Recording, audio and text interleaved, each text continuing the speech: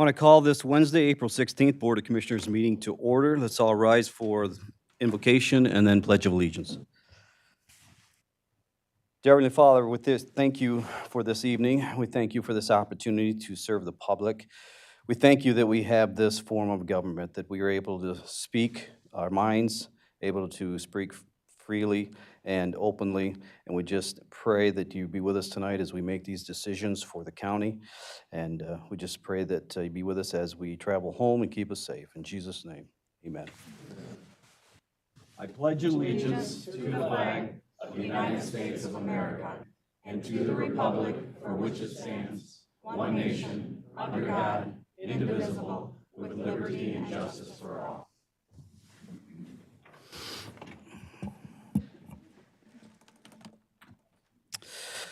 Madam Clerk, would you do the roll call, please? Yes. Commissioner Arndt.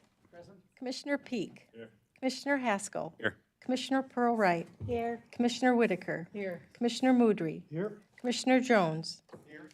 Commissioner Drosha. Here. Commissioner Toomey. Here. Commissioner Hanson. Here. Commissioner Christensen. Here. Commissioner Holmes. Here. Commissioner Barber. Here. Chairman Mott. Here. And then item 5 under agenda additions and changes, we are going to move item 10, retirement recognition resolution, ahead of 8, which would be 7D. And I would move that amendment. Support. Been moved and supported by Commissioner Haskell. All those in favor? Aye. All those opposed? Motion carries. Next up, we have approval of the minutes. What's your pleasure? Support.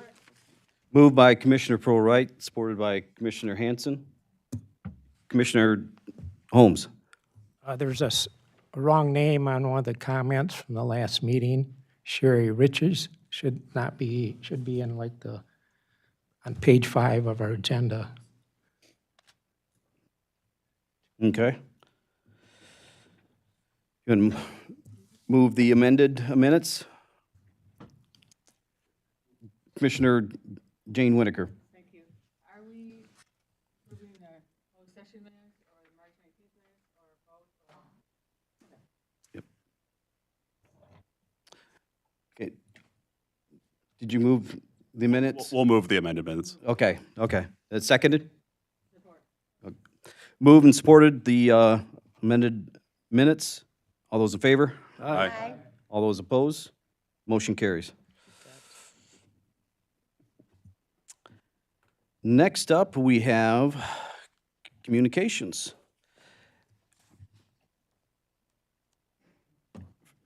First up, we have the Livingston County, well, we have in our packet, the Livingston County resolution to support local control and claim of appeal against Michigan Public Service Commission order. We also have a letter of support for the Eaton County Public Safety millage.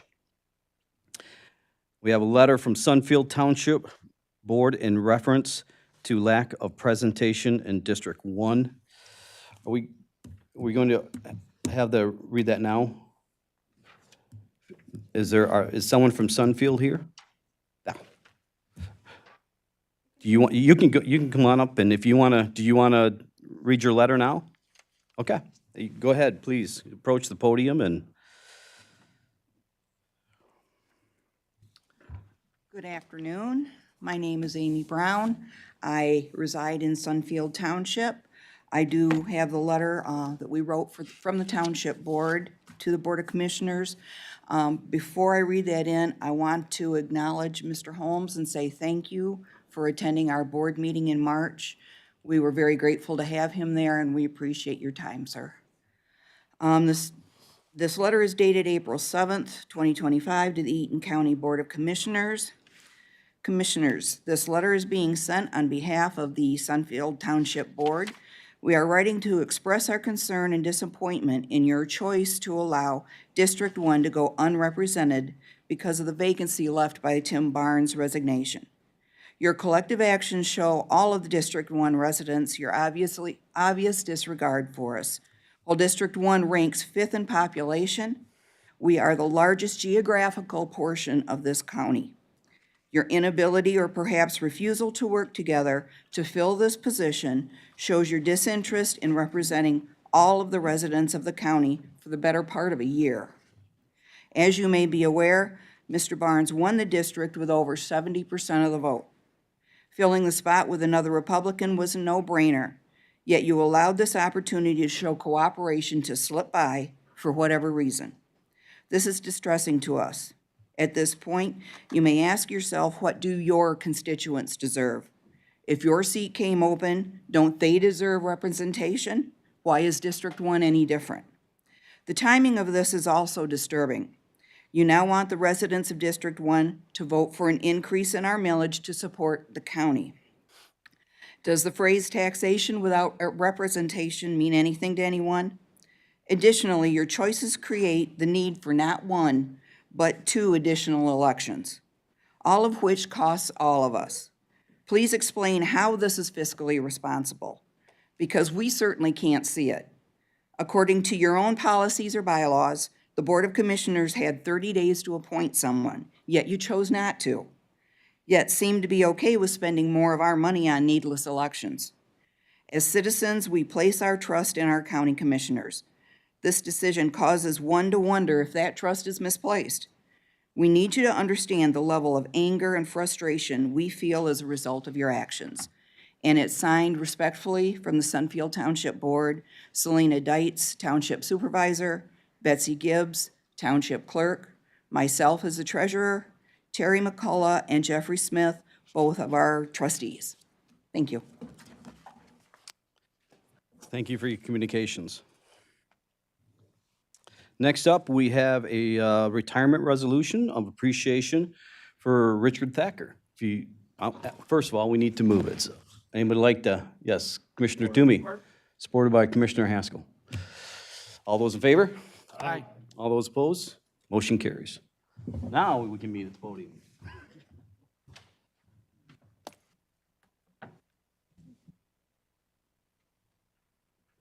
Congratulations.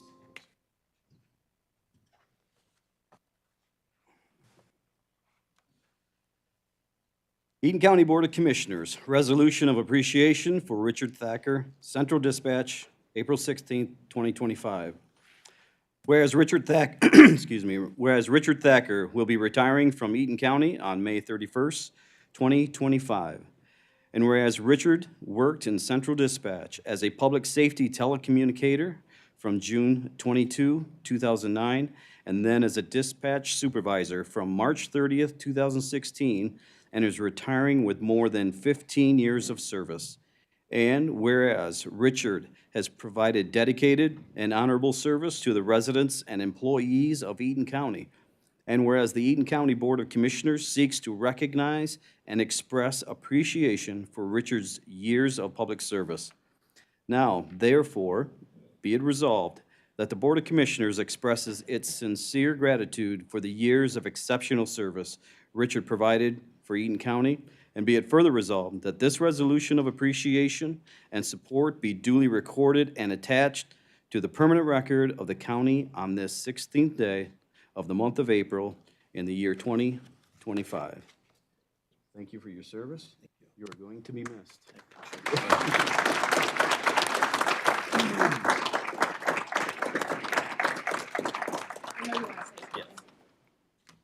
Thank you. I know there's a lot on your plates these days, but thank you for taking time to recognize the work that we do. A few people specifically to thank. My wife is here, Chara, my father-in-law, Chuck. She has put up with a lot of long nights and, as she told me recently, a lot of grumpiness as I get closer and closer to the final date. So thank you to Kelly Cunningham, our director, Francis DeVetter, our deputy director. The past years under those two have made a world of difference in our center. With your support and the support of public safety, has made a world of difference. We are a pretty well-oiled machine. We have lots of good people, lots of good equipment, lots of good technology, and we try to do the very best that we can do every day. So I appreciate the opportunity to serve the county, the community, our public safety officials. It's really been an honor, and I'll remember this forever. Thank you. I appreciate it.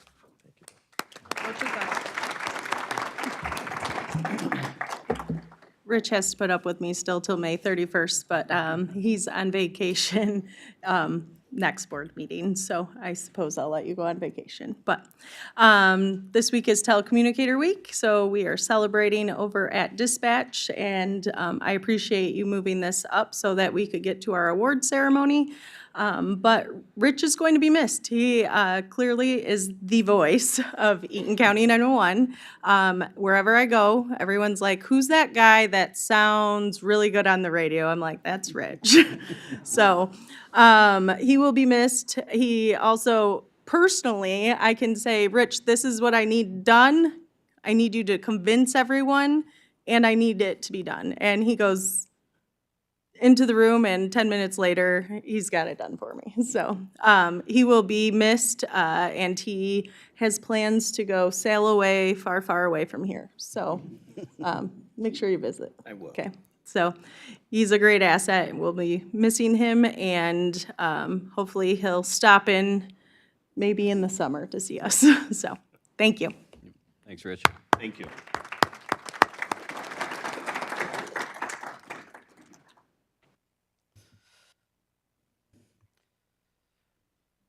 All right, next up on the agenda, we have the 23-24 audit update. Nathan Boulderman from Reman.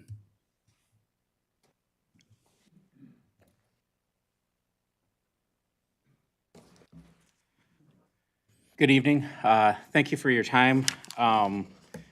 Tonight, I did present last week to Ways and Means. Tonight, just kind of want to give overall summary of the audit results. Not going to dive into the actual financial results, but more the results of our audit.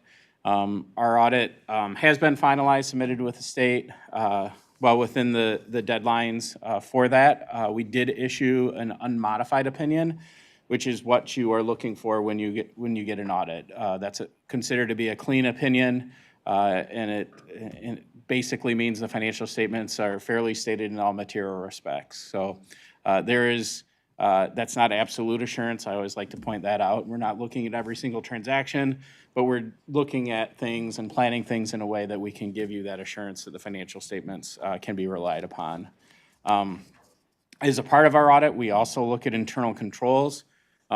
We do that for the purpose of planning our audit in accordance with the standards, but we're not issuing an opinion on internal controls. Under the standards, we're required to report to you any items that raise to the level of what are considered to be either material weaknesses or significant deficiencies. And I'm happy to report that there were no such material weaknesses or significant deficiencies reported this year on the financial statement audit, and it's the same way on the single audit, the federal awards audit that you're required to have because of the level of spending that you have. The program that we tested this year was the ARPA program, and we had no findings in that as well. So summary, very clean audit, no issues to be reported this year. But I'd be happy to answer any questions that you have. Any questions for Nathan? Yes, Commissioner Woodring. I'm going to ask you the same question I asked you at the Ways and Means meeting. Did you have complete cooperation from the staff at the county? Yes, complete cooperation from the staff and all departments of the county. Thank you. Any other commission or question? Yes, Commissioner Haskell. I guess this isn't so much a question as more of a statement, but I think with a lot of the talk around our public safety millage going on right now, in particular to mismanagement of funds and ARPA funds and whatever else, I think this is a feather in the hat to say that we're doing really well when a independent auditor comes in and looks at how we handle the ARPA funds and can't raise any red flags. I think that's a good thing to see. Yep, good points. Thank you, Commissioner. Any other comments or questions? All right. Thank you, Nathan. Yep, thank you.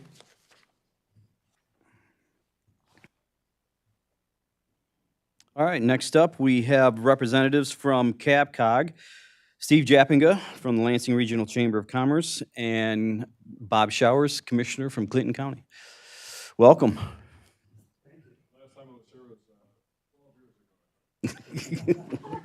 Everybody remembers, Bob. How much, Mr. Chair, how much time do we have? Because this guy could go for a long time. I'll So cut it. could I as well. I'll cut him off. Okay. Steve Jappinga, with the Lansing Regional Chamber, my day job, but also I'm unpaid staff to the Capital Council of Governments, which is the 3 counties, Michigan State University and the Lansing Regional Chamber of Commerce. We have Mr. Showers here today, who's going to kind of talk a little bit about the history of where we are and then where we plan to go. But Bob's been integral in really bringing the region together, especially the counties. So Bob. Sure. Well, first of all, I'm trying to look around. I don't think there was anybody here the last time I was here. But I do know some of you because we work on different boards together. I'm going to look at you. And I just saw Jeannie and Mark the other day. And it's an honor to be back. Steve began to say it well. About 11, 12 years ago, roughly. And by the way, I've been a Clinton County Commissioner for 24 years. And I've been the chair for 10. I retired from that job this last year. I thought it was time for somebody else to do that. And I know what you have to do. And Eaton County is close to my heart. My daughter and her then future husband met at the Gizzard Fest about 15 years ago. And I received traffic tickets when I was a college guy back in the 60s in Bellevue and Olivet. So I have a fond love for your county. What CAPCOG is, the Capital Council of Governments, it was formed officially June 8th, 2016.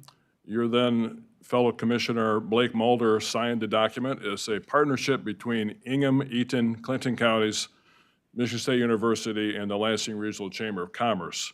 Our sole mission is to find appropriations from the state and federal legislatures for infrastructure projects for the counties, and we, of course, center on the city of Lansing, where most everybody works. In fact, I'm curious, some of you work in Lansing area. Raise your hand, unless you're retired like I am.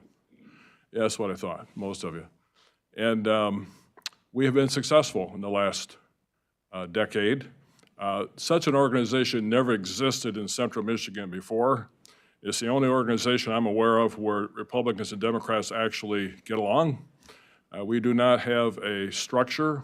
Everybody's projects are given due consideration, and many times a project that I want in Clinton County goes second to one of yours because I think everybody should receive the same opportunities to improve their community.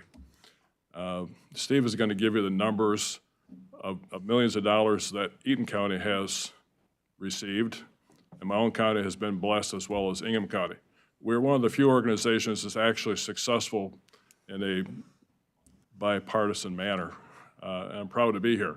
In fact, I was doing the same sales job with all of you about 12 years ago, and I think it's 12. I can't recall anymore. But I'm honored to be here. I'm honored to see all of you once again. I don't think I'll be here in 12 more years, because I think I'm probably older than most of you in the room anyway, and that's fine. So my wife requires me to keep running for office to keep me out of the house. And to date, she's been successful. So I wanted to get a quick background about CAPCOG. Jim Mott, Keith, is that Keith over there? There's Keith. Can't see anymore, Keith, sorry about that. Our active members, we think it's important for you to know that you have had success with this organization, and I'm proud to have a chance to tell you about it. And I know that being a county commissioner, I know what you have to do. So thank you very much.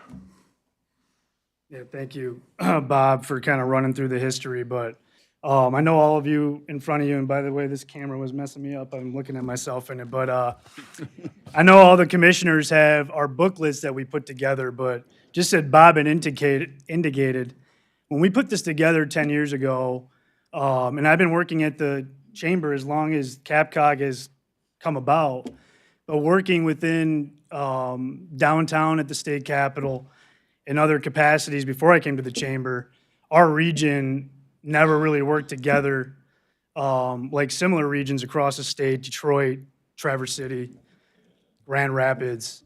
to put together that list of infrastructure priorities, community revitalization, water, electric, all the stuff that you're dealing with every day, asking citizens to support and whatnot. So we brought this group together to be able to do just that, is how can we work together across the 3 counties, utilizing the chamber, the business community, as well as Michigan State with their expertise there on some of those items. So through that, and you had the booklet in front of you, I'd go through it with you. You know, the big thing with CAPCOG, I can go through all of the items that we were able to secure throughout the years.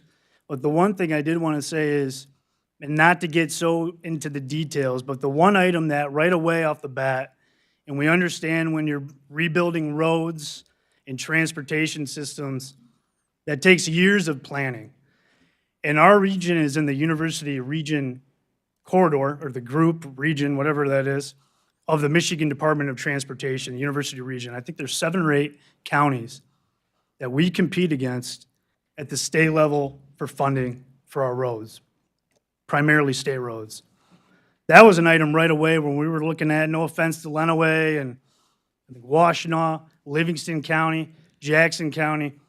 They were getting so many dollars from the state that were going to those. I mean, we drive on them. You're going to, 96 to Detroit, 23. These are all dollars from the state. Our role just then was how do we influence, how do we advocate to even MDOT, but really utilizing our members in the state House of Representatives, the state Senate, to push some of those dollars into this region. I think we're seeing that right now. I live in downtown, so most of us are driving around. We're dealing with it with 496 and 127 right now. But over here on the west side, when we were dealing with 96, 69, we're already seeing the success of CAPCOG really pushing on the state to fund this area. Fast forward through the pandemic, CAPCOG was critical on making sure that we were communicating as many of that information out to other municipalities, villages, townships throughout the region. Don't need to get too much into the pandemic. But then, fast forward from there, we had a great opportunity the last 2 years in the state legislative cycle with State Representative Angela Whitwer, who was the House Appropriations Chair, and State Senator Sarah Anthony, who was the Senate Appropriations Chair. It's very unheard of to have 2 chairs of the appropriations be from the same region. So this was our shot. This was our opportunity through CAPCOG, and we put together the Capital Region Improvement Support Package, CRIS. There's always got to be an acronym for everything. But really looking at and going to Eaton County, Clinton County, Ingham County, asking those municipalities to send those needs, not the wants. There were a lot of wants in the last 2 years, though. I mean, there are a lot. But truly the need and how we can demonstrate, give that to our senators and state reps that represent us here. And really having the details to back that up. These dollars are going to go into play right away. Specifically for Eaton County. And I have a couple lists. I don't think I have the list on here. I think I was highlighting a lot of the key infrastructure projects throughout the year. And later on in this document, we have our updated list that we're working on for 2025, 2026. But just a few items. And again, this takes everybody to do it together. And working again with Senator Anthony, Representative Whitwer, I think 12, just for Eaton County, Grand Ledge, Vermontville, Potterville, Dimondale, $12 million in rural water infrastructure. I know there's a lot going on the Bank I always get this name wrong, so drain commissioners, whoever. The Bank Inter-County Drain, we all know that there's a lot of challenges there. We've already been working on it, on trying to secure those dollars, not only at the state level, but we're doing it at the federal level with our U.S. senators, our Congresswoman before with Slotkin, now with Barrett as well, and working with his office. But things are getting done. We're securing those dollars. And again, I think the biggest thing is we're not just throwing, it's not wants. We all know these are needs. So how do we fill that gap? CapCog's been doing that. That's where on your list, we have the 2025, 2026.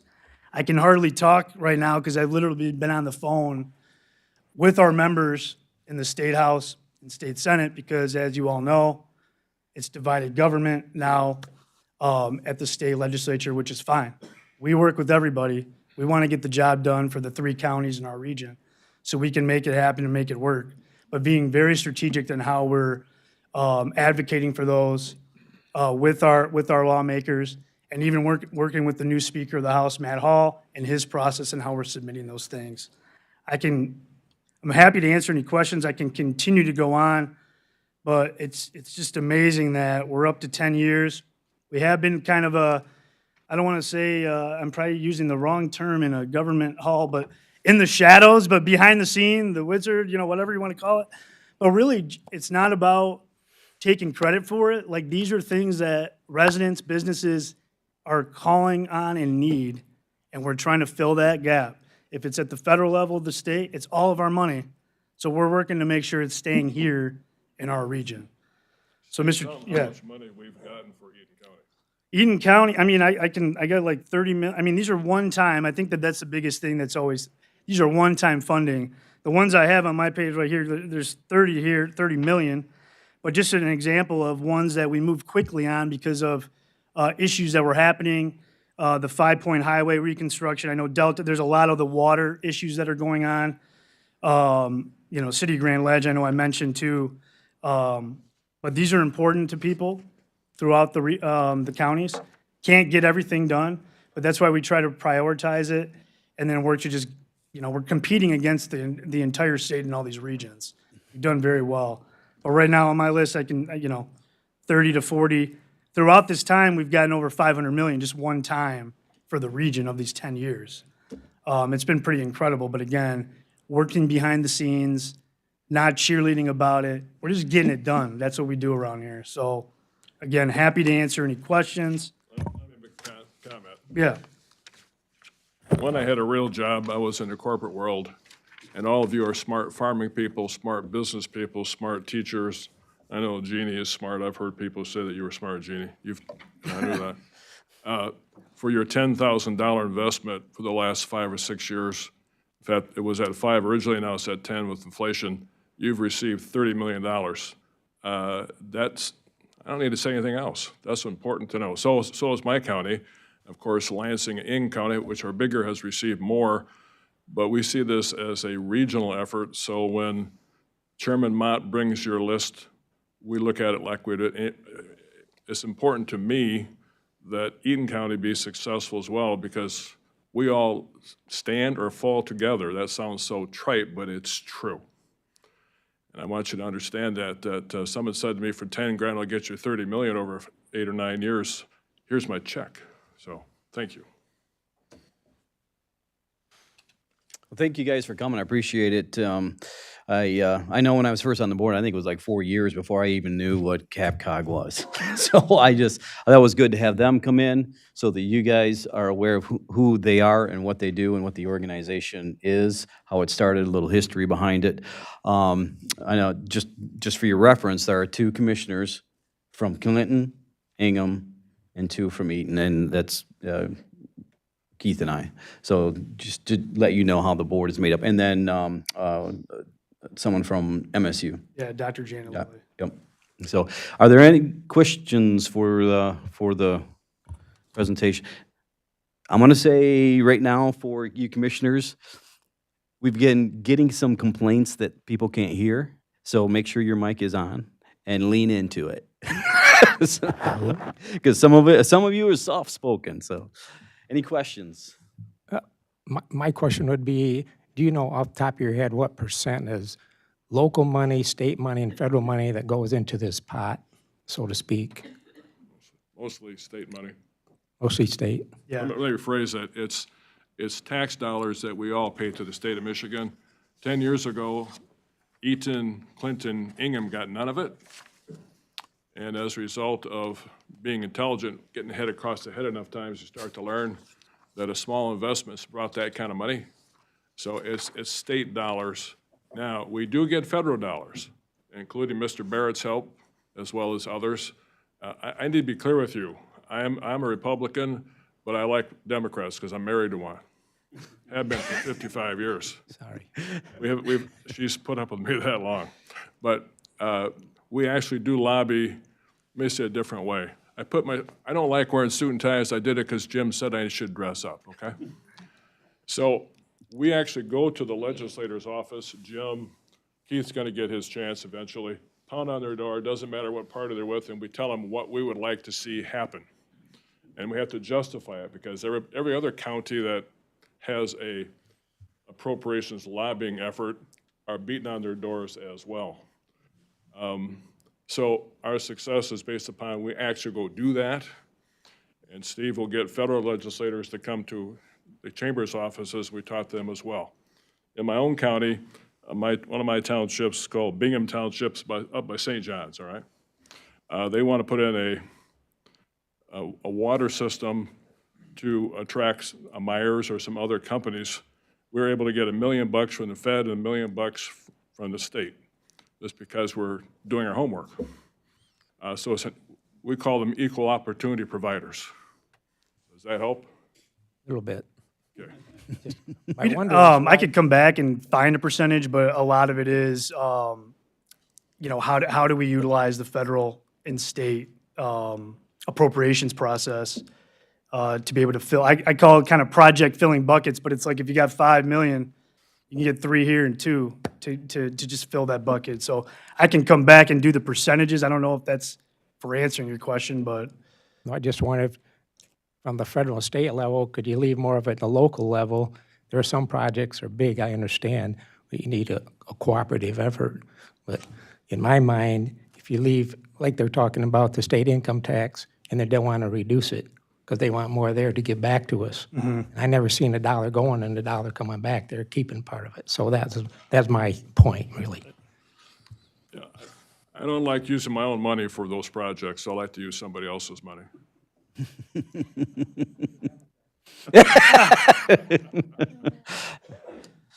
Any other questions? No? Yeah, I know this is probably incredibly obvious to everyone in the room here, but anytime we talk about millions of dollars trading hands, I kind of feel like, especially considering the county's perspective with the millage going on, this isn't money that comes to the county to do anything like that. This is all project specific. You know, we participate and we send people, but this isn't a county budget thing. So this isn't $50 million that we got that somehow went out to different projects. yep, good point. Yeah, these are dollars that are going somewhere. And like it was said before, they weren't coming here. We didn't have a voice. We didn't have an organization like some of the other regions in the state. So it was a smart move by Bob and some of the others, and glad that the chamber is partnered, and so I think it's a good thing we have going. So, with it, yes, Commissioner Mark Mulder. If I was looking into this picture here, I had a lot more brown hair 12 years ago.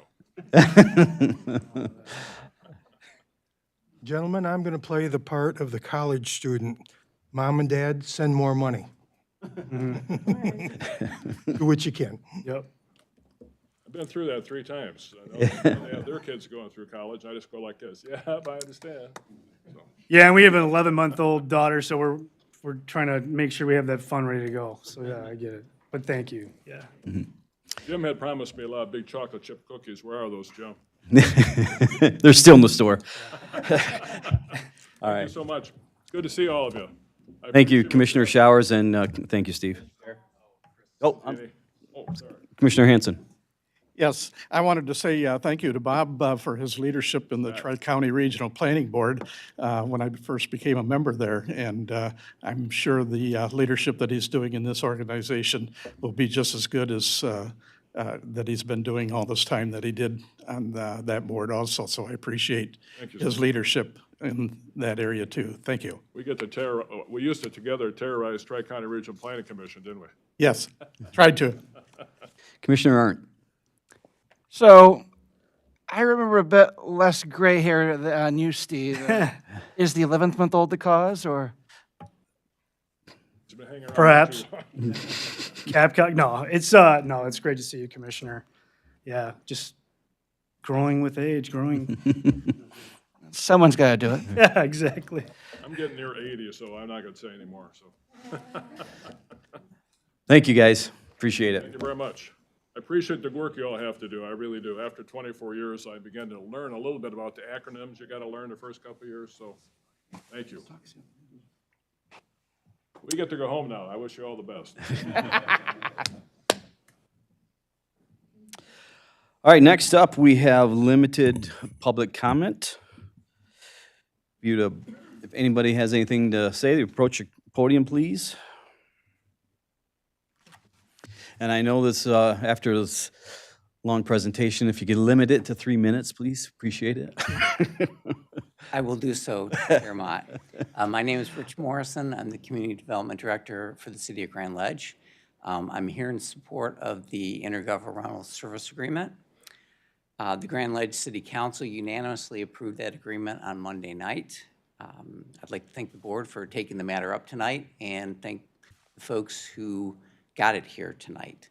And I'm hopeful that you'll approve the agreement and look forward to working with the county. Thank you. Yeah, thank you very much. Anyone else?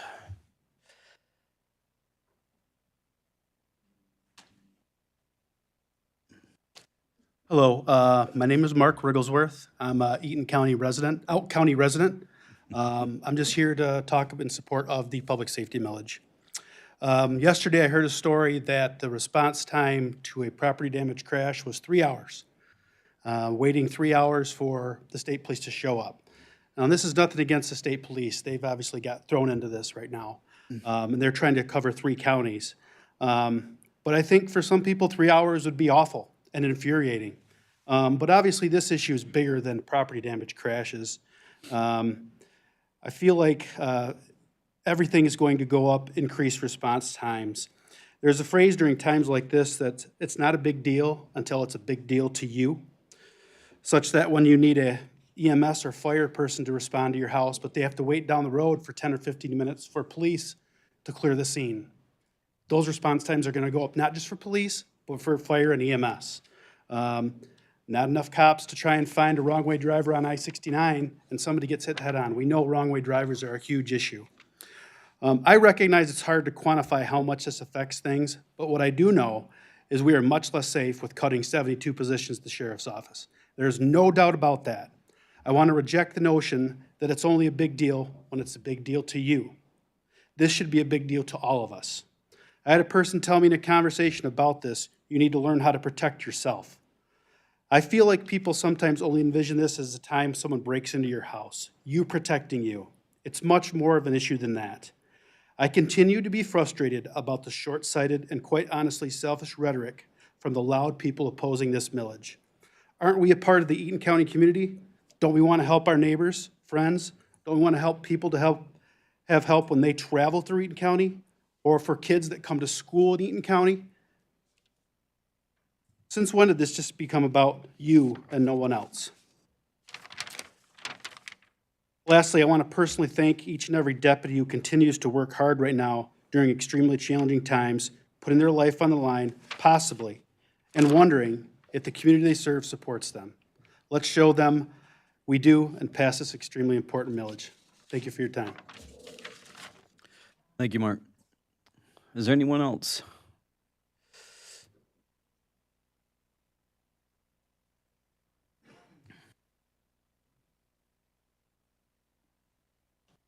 Good evening, Chair Mott and Commissioners. My name is Sherry Ritchie. I live in Delta Township, 10-year resident. I'm here tonight to talk about the millage. I've been on the fence about the millage because I've learned a lot of information about it over the past few months, and certainly last fall. This is a different millage from what was last fall. And unfortunately, there's a lot of people out there that don't understand that. I see it on social media. So if I have an opportunity to vote, cast my vote and my voice about paying more taxes, I'm going to say no. If I have that opportunity, I'm going to say no. But on Monday this week, I decided to go investigate for myself one tiny portion of what's in this millage proposal. I went to the Animal Control Center, right around the corner, and the two employees that work there happened to both be there when I went. I went there at like 11:30 Monday morning. And I ended up spending almost an hour there with those two people. They toured me through the entire facility. They educated me on so many things, explained a lot of things, and I saw a lot of things. And 90% of the kennels were full that day. There were no puppies because the staffers told me that sometimes people say, oh, you get to play with the puppies. No, there are no puppies there. Out of the 10 dogs that were there at the time, I think 8 or 9 of them were pit bulls. And those are challenging dogs, right? The drains in the floors, some of the drains, there's drains throughout the entire facility because it's a animal kennel, right? It's full of dogs. No cats. They don't do cats there. But there are drains in the floors everywhere. Several of the drains have already popped up out of the cement floor because what's happening underground in that building, it's so old. However, it was built 40 years ago. You know, the groundwater table changes and different things happen. I don't understand all of that, but engineers do. And several drains have popped out. They've had to be repaired. There are other drains that are probably going to pop out soon. You can see the rust even in the concrete floor. It's very disconcerting. The HVAC system, I worked in HVAC for 6 years, and I know a little bit about that. So the HVAC system is so old and outdated, they can't clean the ducts, they can't replace anything. There's no way to improve any airflow in there. The building is just a very, very old design. So you see where I'm going with this. That tiny portion of the millage that I can investigate myself and see with my own 2 eyes and hear with my own ears, that changed my mind, and I'm voting yes on the millage. Thank you. Thank you, Sherry.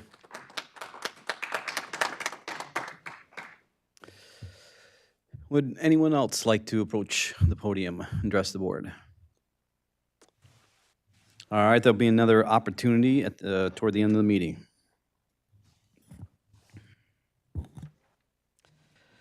That brings us up to the committee reports and resolutions. Up first is Public Works and Planning Committee. Thank you, Mr. Chair. Public Works and Health and Human Services Committee met on April 2nd. I have 3 action items for the night. The first one is to approve the Material Management Planning Committee's bylaws. Those were all in everyone's packets, so I move it. Moved by Commissioner Barber, supported by Commissioner Hanson. Any questions or comments? Seeing none, all those in favor? Aye. All those opposed? Motion carries. All right, thank you. Number 2 is a resolution to approve the intergovernmental service agreement with Grand Ledge.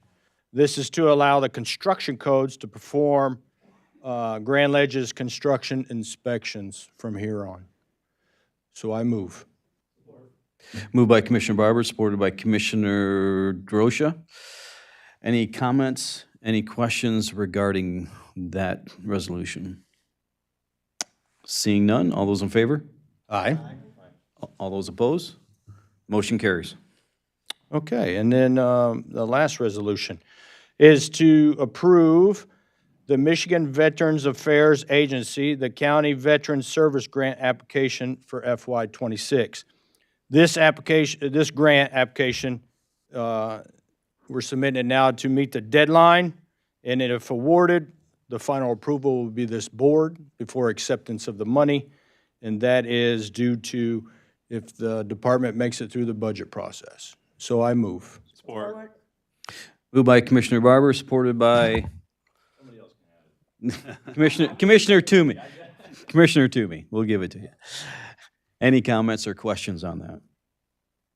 All those in favor? Aye. All those opposed? Motion And that carries. concludes my report. Thank you.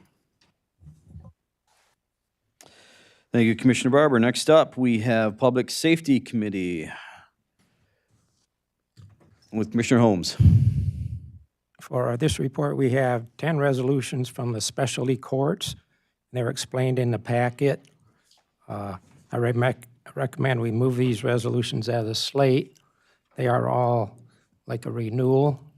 The Honorable Chief Judge Cunningham is here if there's these questions after it's moved and seconded. So move this. Support.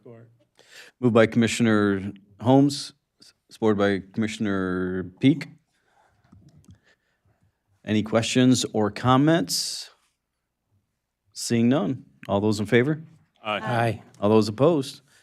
That Motion would carries. conclude my report. Thank you, Commissioner Holmes. And we turn the page over. Next up, we have Ways and Means with Commissioner DeRosa. Thank you, Mr. Chair. This Ways and Means met last Friday, and we have some things to speak about tonight. I'm going to call Melissa forward. She did our audit for us. She's been stressed, but now it's done. And you heard the audit report, but I'm going to have her speak to it briefly. Melissa Ballard, thank you for stepping up tonight. Good evening, Commissioners. My name is Melissa Ballard. I am the Finance Director here. So I presented a report at our Ways and Means Committee last week, and I just wanted to kind of go over some of the highlights of the report. We did have our audit completed. There were no material weaknesses or findings, which is always a really good thing. I have been very stressed the last couple of months dealing with our audit, but it's kind of it is a relief to get that part done. So there was a large increase in our tax revenue, and that is attributable to valuation increases. That is not raising the county's taxes. Additionally, we had increases in interest and rent that were substantially higher than what was projected, as well as what was seen prior fiscal year. This is because the treasurer was leveraging funds to generate more interest revenue. So, and I will also say that the new treasurer has also continued that trend and has actually already exceeded the projected budget for the current year. So then we also, as I'll go into expenses, all of our expenses came in under budget, but higher than prior fiscal year, particularly when it comes to wages and fringe expenses. Overall, we actually ended the year better than what we anticipated. We had anticipated that we would use fund balance of $680,000 approximately, and we ended up gaining fund balance in the amount of approximately $1.6 million. So at the end of the day, we are better now than we had anticipated, but a lot of that is due to the diligence of our leadership. They have chosen to not fill positions and to continue trying to get by without. So kudos to them. Thank you for your continued commitment for that, because it does reflect in these numbers. So overall, it is good to have this financial report done. If you have any questions of me about this, please let me know. And if you want any of the actual numbers, this is included in the Ways and Means packet, but I will also be including the definitions and glossaries on the county's website within the Controller's office, so that if you are ever questioning what does GASB mean or what is fund balance, you'll be able to look at that as well. So, are there any questions? Any questions for Melissa? Commissioner Holmes. Although you mentioned the unfulfilled positions, would you know, you're saying right now we're a little bit better than we expected because of that. If they had been filled, where would you see the fund balance if there was any? So if all of those positions had been filled, So we were anticipating that we would use, that we would save approximately $900,000 of historical margin is what we call it. When we balance our budget every year, that's what we use to balance it. However, actual historical margin, actual margin of savings for this year was $3.2 million rather than $900,000. So that $2.3 million is savings from personnel. So that is a substantial amount. Commissioner Haskell.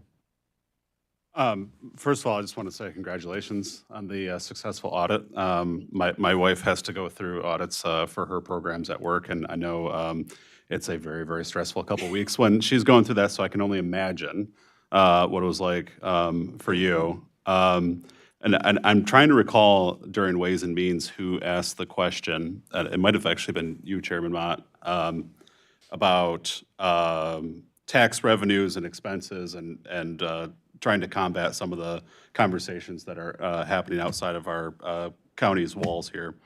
And if I remember right, we summarized it as that our revenues, when we are looking at the audit, are capped because of the Headley rule, right? But our expenses are not. Correct. So that's how we can see that even though our revenues grow year over year, that you can still fall behind. Absolutely. So our revenues grow, but not at the pace of inflation. So while inflation is 10% or 15%, our revenues are capped at 5%. So we can never outpace our expenses, and particularly health insurance and other employee expenses. Those we don't have a whole bunch of control over, and those we saw an increase of 18% over just this last year. So we continue to see increases in expenses, but we cannot, we can't create our own revenue streams. We're pretty limited as to what our revenues can be, so. Yeah, and I found it very educational going through the audit the way you did, so thank you. For anyone at home that was maybe listening and have those similar concerns about seeing revenues increase but still having budget issues, please go back and watch the last Ways and Means video. It was very educational. Yeah, good point. Thank you, Commissioner Haskell. Any other questions or comments for Melissa? All right. Very much. Thank you, Melissa. On behalf of the board, we want to thank you for all of the work that you did on this, and we know it's very stressful, and we couldn't do it without you.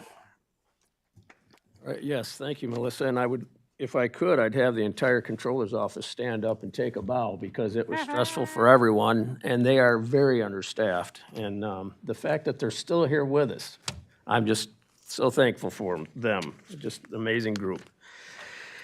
Moving on. Okay, so we have a resolution to accept the September 30th, 2024 audit, and I would move that. I'm sorry. Do we need to vote on accepting the audit findings or no?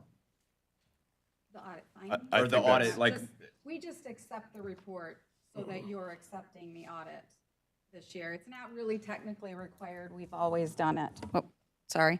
It's not technically required that we do that, but we formalize it, that you've accepted it, that you've seen it, read it. It's available to the public. It's published online. So that's what you're doing here. okay, thank you. Does that mean you second it? Well, I know, I I didn't know if it required that. It does. All right. Okay, moved by Commissioner Drosha, second by Commissioner Barber. Any questions or comments on that? You're too far away. Seeing none, all those in favor? Aye. All those opposed? Motion carries. Thank you, Mr. Chair. Item number 2, 2024 Equalization Report. And if Tim is here tonight, Tim Vandermark, did he make it? He was gone today. And I don't see him. So we will skip that report. He did offer it at our Ways and Means meeting. So if you'd like to see that, it's on the archived on YouTube under Eaton County. So if you don't have, if you haven't, this is a side note, but if you have not watched any of the meetings, please go there. There's a lot of information in them. Some of them run long, but they're very good. All right, moving on to item number 3, resolution of support for the Eaton County Land Bank to seek. It has to move. It does have to move. Yeah. Oh, we do have to move that? Yes. Okay, going back to item 2 then. We have a resolution to accept that? It's right here. It's part of the L 4024. Okay, then I would move that. Support. Moved by Commissioner DeRosa, supported by Commissioner Hanson. Any questions or comments? Seeing none? Oh, did you have any? Nope. Okay. All those in favor? Aye. All those opposed? Motion carries. All right, thank you, Mr. Chair. Now on to item 3, and I'm going to ask our treasurer, Darius Rainette, to step to the podium and hopefully give us a brief report. Good evening, Commissioners. I'm Darius Rainette, Eaton County Treasurer. And I'm here for a couple of items. The first is a resolution for support for the Eaton County Land Bank Authority to seek state appropriations. One of the responsibilities of our county treasurer is to be chair of the land bank, which its purpose is to take in properties that nobody wants, the derelict, and put them back to productive uses. Or in the case of one in particular, the Honer Mill in Eaton Rapids, to see if it can be turned into a better use. And this appropriation is actually asking for that. It is something that the Treasurer's Office, my predecessor, and I have been working in conjunction with the City of Eaton Rapids for quite a while, for the better part of probably close to 2 years now. And we were able to get funding for remediation and cleanup, but the out-of-state seller fell through. So this is a large ask, but you have to start somewhere. And while we expect that we're able to eventually close on that deal, but we have to start somewhere as far as in the process of seeking an appropriation. And both myself and the city manager and the mayor of Eaton Rapids had met previously with staff of the Representative Ann Bolin to discuss an appropriation. And one of the things that they imparted upon us was to build a broad base of support, which is the hence or the reason for this resolution, which I crafted along with Yvonne Ridge, city manager of Eaton Rapids. So with that, would you like me to read part of it or all of it, or? Whatever you think is necessary, Darius. Okay, I'll read the last 2 paragraphs. The Eaton County Board of Commissioners hereby expresses its full support to the Eaton County Land Bank Authority and City of Eaton Rapids in their efforts to secure State of Michigan funding for the Horner Mill project, and be it further resolved that the Eaton County Board of Commissioners urges the State of Michigan to appropriate the requested funds as part of the fiscal year 25-26 state budget to assist in the safe demolition and environmental remediation of the Horner Mill project, paving the way for economic growth and community revitalization in Eaton County. For the purposes of discussion, why don't we go ahead and have a motion to move it? Moved by Commissioner DeRosa, supported by Commissioner Proright. Questions, comments, Commissioner Holmes? I have a real quick trivia. That was the place they cleaned and washed and took the wool from sheep back in the 1930s. My dad worked there for 10 cents an hour. Wow. And Mayor Pam Colstock is here. Do you want to say anything regarding this? Okay. I'll just also add that CAPCOG is also working on this to try and get funds in conjunction with City of Eaton Rapids and Land Bank. So we're doing everything we can. We think this is a worthy project. And the Land Bank has to own it before we can actually have the ability to do anything with that. And eventually, hopefully, when we get the funds, we'll get that cleaned up and we'll turn it into a park or something useful for the community. Any other questions or comments? No? All right, seeing none. All those in favor? Aye. All those opposed? Motion carries. Thank you. Sure. Next up, Excuse me, Commissioner Rocha? Tim is here now. I don't know if you want to, oh, Tim. yeah. Yes, Tim, would you like to stand up and speak about the, I saw him hiding in the back. about the equalization report, please? Thank you. Good evening. Yeah, I just want to mention, we talked about this at Ways and Means. The values went up quite a bit this year. The agricultural class was up 8.75%, commercial class was up 3.40%, industrial was up 5.09%, residential was up 6.85%, developmental was down 6.15%. Total real was up 6.38. Personal property did go up 5.25 for a total increase of 6.32%. Most of the increases were in the smaller rural townships and cities, where the residential and agricultural class is a big percentage of their tax base. Also, there's about $53 million roughly of disabled veterans included in those totals that we do not receive because of tax exemptions. So I just want to make you aware of that. And that is increasing about 8% a year. So that's increasing much faster than our tax base. Is there any questions on this report? Any questions or comments? Yes, Commissioner Rocha. Tim, thanks for the report.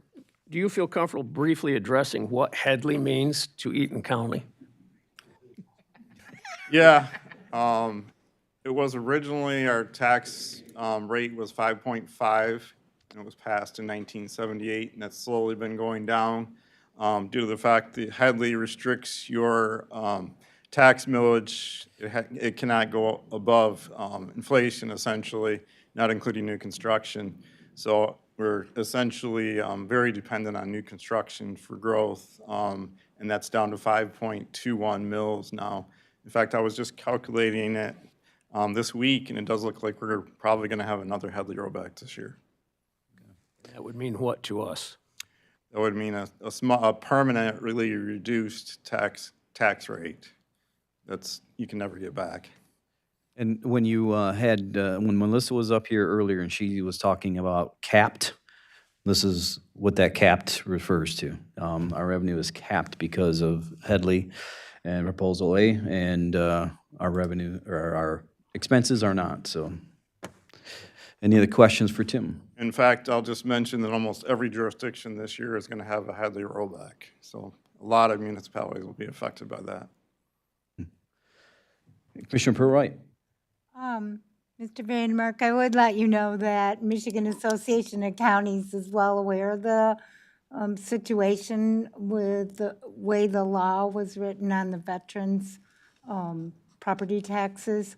And so our county, it's exceeded far more than it ever was anticipated to cost all counties.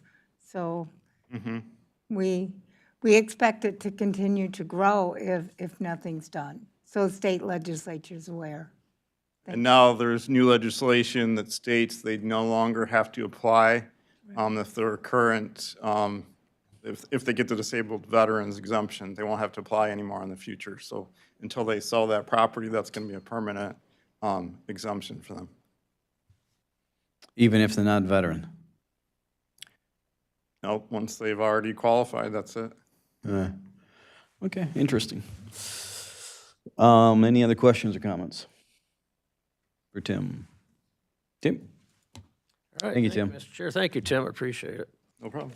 Moving on to items 5 through 7, resolutions for full faith and credit for different drain projects. And I'm going to ask Ben to address these, if you would, please.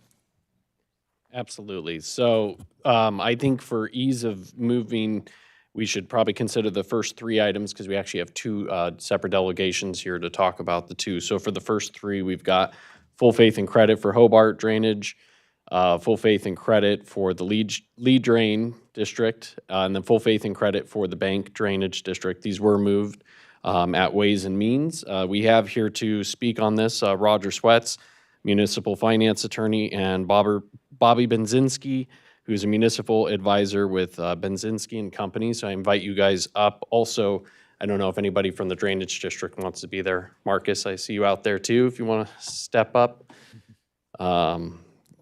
Any questions that you may have? Go ahead, what's that?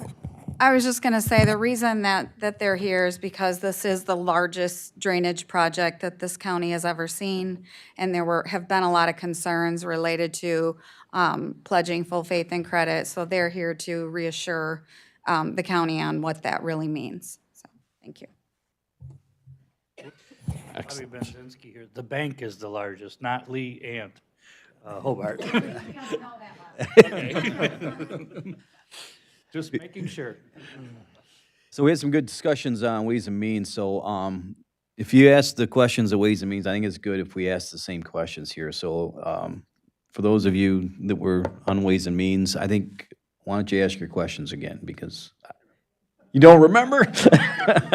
I think you guys gave a little bit of background about what does the full faith and credit mean for the county in terms of obligation, what's the risk to the county, and then you kind of went through the process, even in a worst-case scenario, if a risk is realized, what is the tools the Drainage District has provided to it statutorily in order to mitigate that, and while it's a risk, there's a closed loop on the duration of the risk. So that's probably what they need to, yeah. Yep, thanks, Ben. Yeah, so this is, again, similar to what we talked about with the powder drain back in February. But the resolution to pledge full faith and credit is necessary because in Michigan, a drainage district is its own separate legal entity in many senses, but it does not have a revenue source available to it other than its ability to levy special assessments.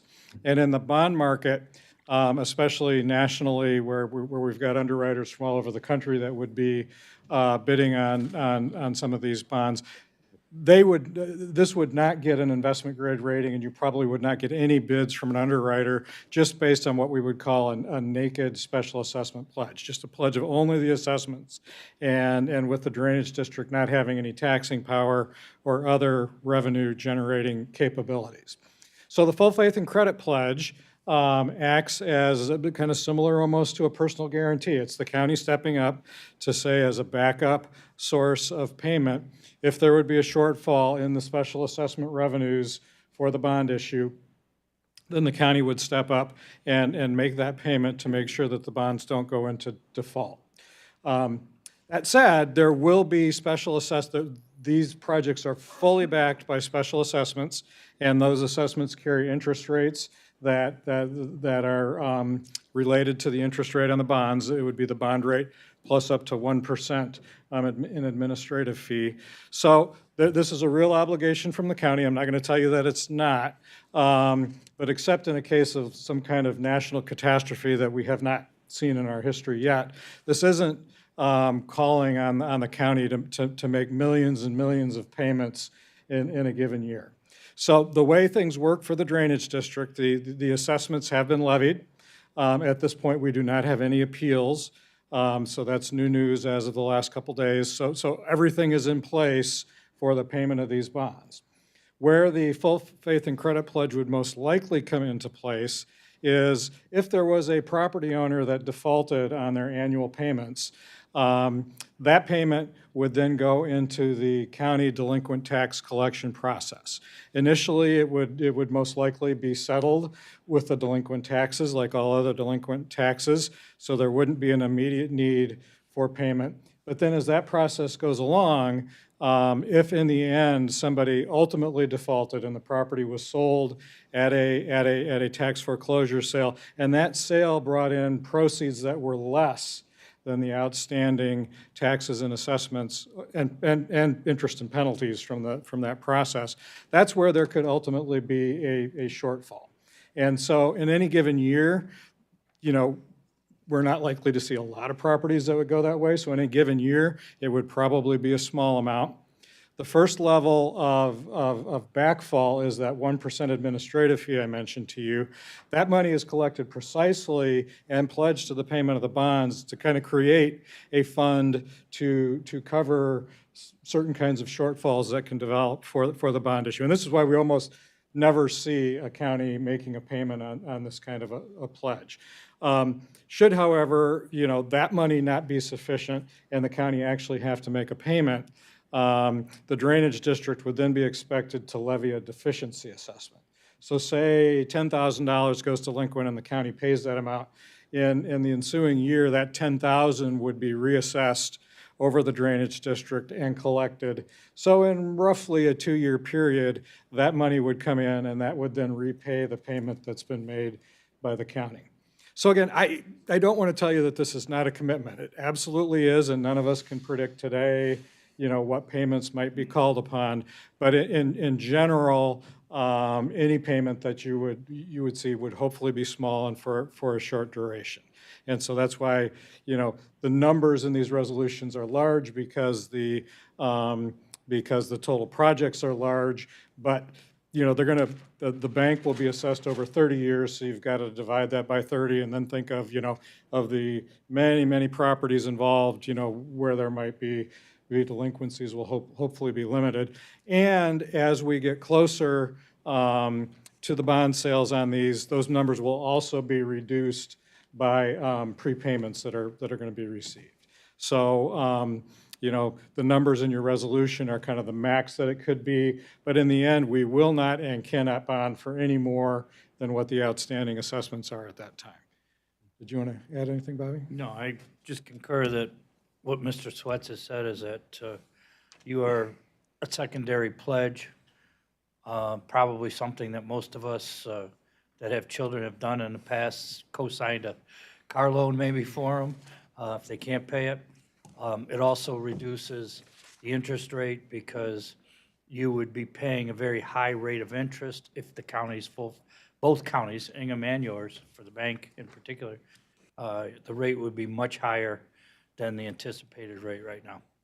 Yeah, and so in that regard, this is I think one of the main points is this is a significant benefit not only to the municipalities assessed, but especially to your property owners in these districts, because the cost to them would just increase significantly if they did not have this full faith and credit pledge. Can you briefly explain, there's a lot of people that don't understand how this project got selected. So there's a petition, I believe, of like 55 people, and there's over 1,000 people being assessed. So could you just go through the process and how a drain? That might be, yeah, we could probably okay. cover that in the next piece. That's fine. Okay. Commissioner Haskell. I seem to remember a discussion about how if a resident were to buy their way out of the assessment, how that can impact the overall fund. Do you remember when we were talking about that? Prepayments and then I Yeah. think the ability for the district to go 1% is probably what he's talking Yes, about. that, exactly, thank you. Yeah. Well, yeah. So for one thing, people can by the time by I believe it was May 9 was the date, they can prepay, and then they wouldn't have to pay any interest on this at all, and then we would reduce the borrowing for all those prepayments as well as any municipal prepayments. I think what you're referring to is that once we issue the bonds can't be prepaid for roughly 7 years, and so, but people still have the right to prepay. Right. And they're not required to prepay by law, like when somebody sells their property, but the way those deals usually work, the buyer wants it paid off. And so there will be prepayments that come in over time, even after the bonds are issued. And so that money comes in, it's held by the drainage district through the treasurer's office. And there is some possibility that, say the interest rate on the bonds would be 4.5%, but the investments held by the drainage district would only be bringing in 4%. There's a little bit of a gap there. We call that negative arbitrage, and that's one of the main reasons for that 1% administrative fee. In addition to just the general coverage for delinquencies, it is in particular important to be able to cover that negative arbitrage if it occurs. Commissioner White. I remember one of my questions, and it was, I was concerned what happens in the future if we had enough money in case there was another major drain project to be able to offer full faith and credit. And I was told that there is plenty of room to take on another major drain project if we need that. to approve a full faith and credit. Yep, I remember that conversation. That is correct. Yep. Okay.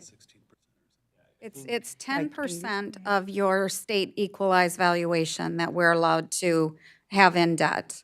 With this, we will only be at 18% of our allowable. So 635 million is what we're allowed to have in debt. And we're only at 18% with all of these projects combined. And then obviously every year that falls off as debt is paid off. Yeah, because one of my concerns was as we develop maybe manufacturing around our county and things like that, to be able to offer full faith and credit to anything else that might come up. Any other questions? Thank you very much. Thank you for coming tonight. Thank you.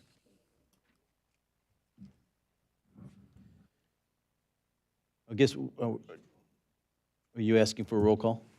Do we have to? We have to have 2/3 for roll, full faith. Okay. Madam Clerk, roll call, please.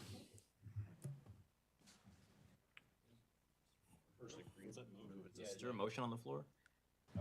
So I think first it would be to move whether as a package, like all three, or if you want to do them individually, but we would roll call because we need 2/3 majority to do full faith and credit. This is for items 4, 5, and 6, or 4, 5, 6, and 7? 4, 5, and 6. All right, thank you. Are you moving them, Commissioner Drosha? Yeah, I'll move those three resolutions together. Moved by Commissioner Drosha, supported by Commissioner Haskell. Any questions, comments? Seeing no, yes.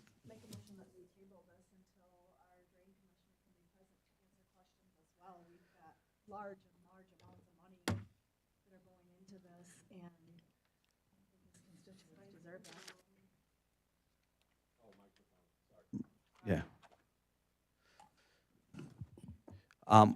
Yeah. Go ahead, repeat that. 'Cause you, I said that I was making a motion to table this until our drain commissioner could be present. There are extremely large amounts of money that we're dealing with this issue, and I think that he hasn't been present, he hasn't answered questions, and his constituents deserve that. I sympathize with your sentiments and I agree with them. However, he is excluded. I don't know if that's the right word. Yeah, recused from this project because he owns property in it. Commissioner Drosha. That would be correct for item 7, the bank's intercounty drain, but not for items 4, 5, and 6. But, I mean, 4 and 5, 6 and 7 are the same, but Oh, yep. 7 is going to be a discussion about bonding on our own to do a prepayment. So we're excluded from the bond that's being discussed right now for the rest of the district. I guess the recommendation would be if you wanted to have discussion like that, separating them would be the thing. But I will just say the amount of money that we had to bond in advance to allow the project to go for acquisition of property and even for the engineering to this point, there are bonds that are going to be June 1st. So I would just say from a timing standpoint, hypothetically, if that were to occur, it will put tremendous pressure on getting the bonds to market in time to make payments for the debt that needs to be retired by June 1st. I could be wrong. I'm looking to the people in the audience, but I would imagine, so I just wanted to add that piece of it. Yeah. Mr. Chair, I'll amend my resolution then to vote for 4 and 5 together, and then 6 and 7 together, if that's all right. Or 6 alone, all right. That's fine. Is there a second for that amendment?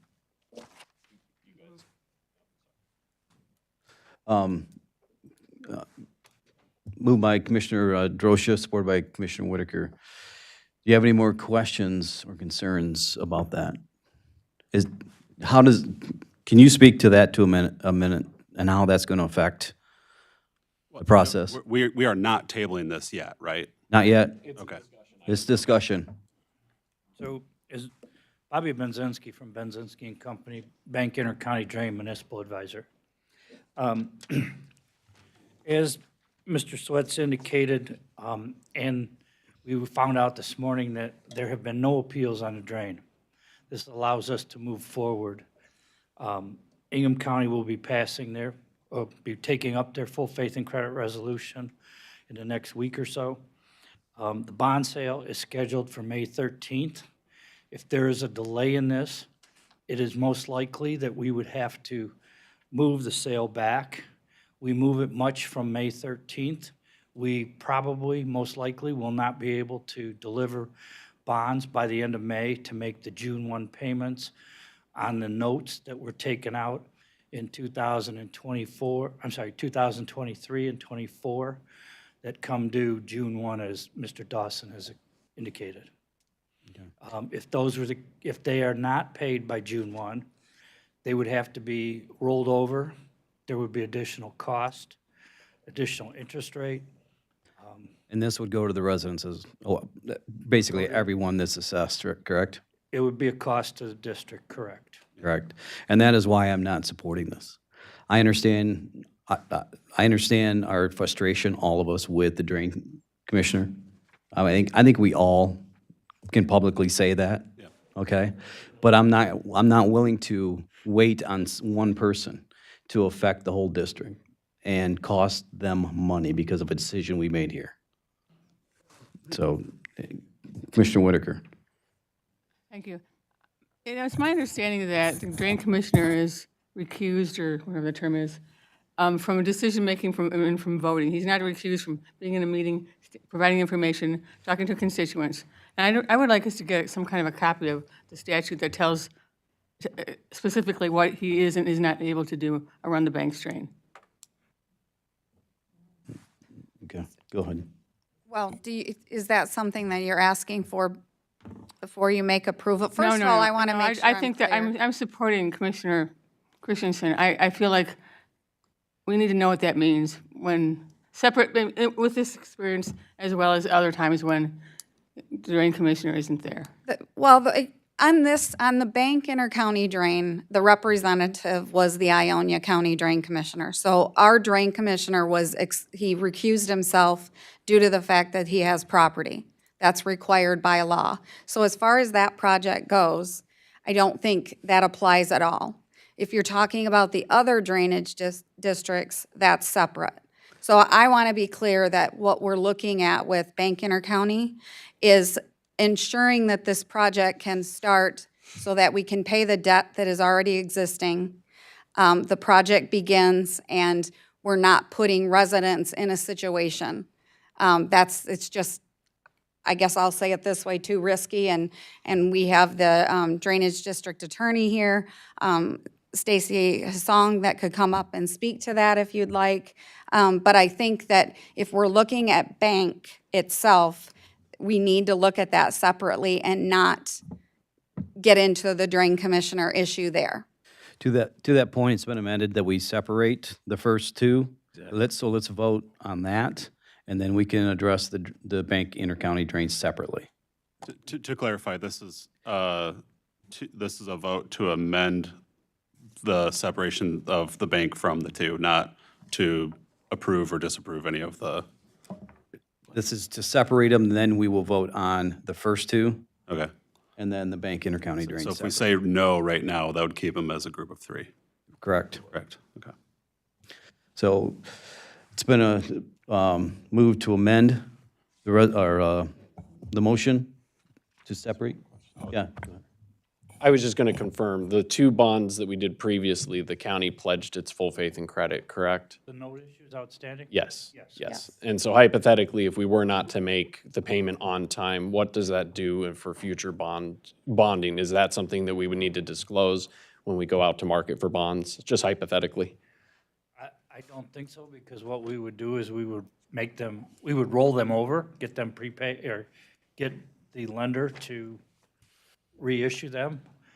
We may have to issue them without full faith and credit. So there'd be an additional cost there.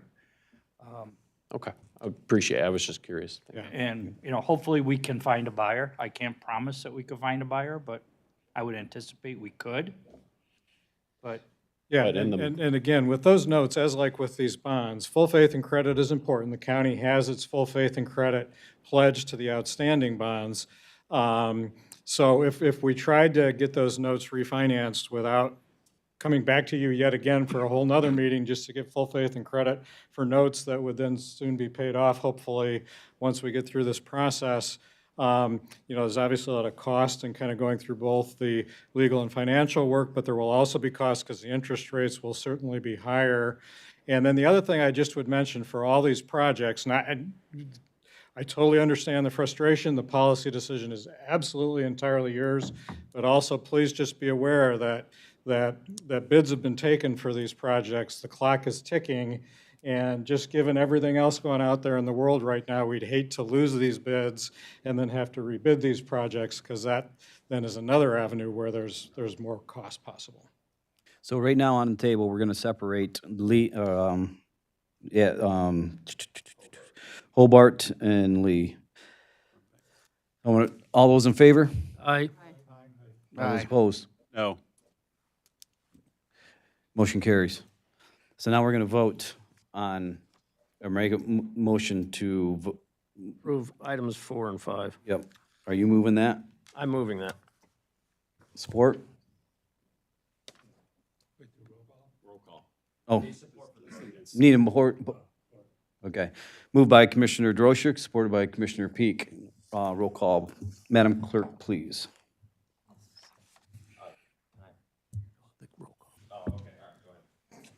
Commissioner Arndt, No. Commissioner Peak. Commissioner Haskell, Yes. Commissioner Wright, Yes. Wright, sorry, Okay. Commissioner Whitaker, Yes. Commissioner Moudry, Yes. Commissioner Jones, Commissioner Drosha, Yes. Commissioner Toomey, Yes. Commissioner Hanson, Yes. Commissioner Christensen, Commissioner Holmes, Commissioner Barber, Commissioner Chairman Mott. Yes.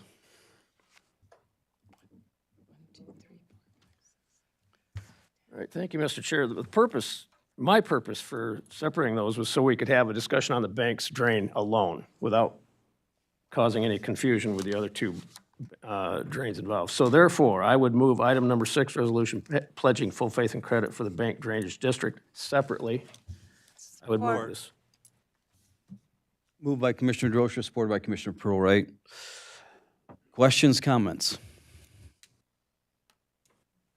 Commissioner Jane Whitaker. Thank you.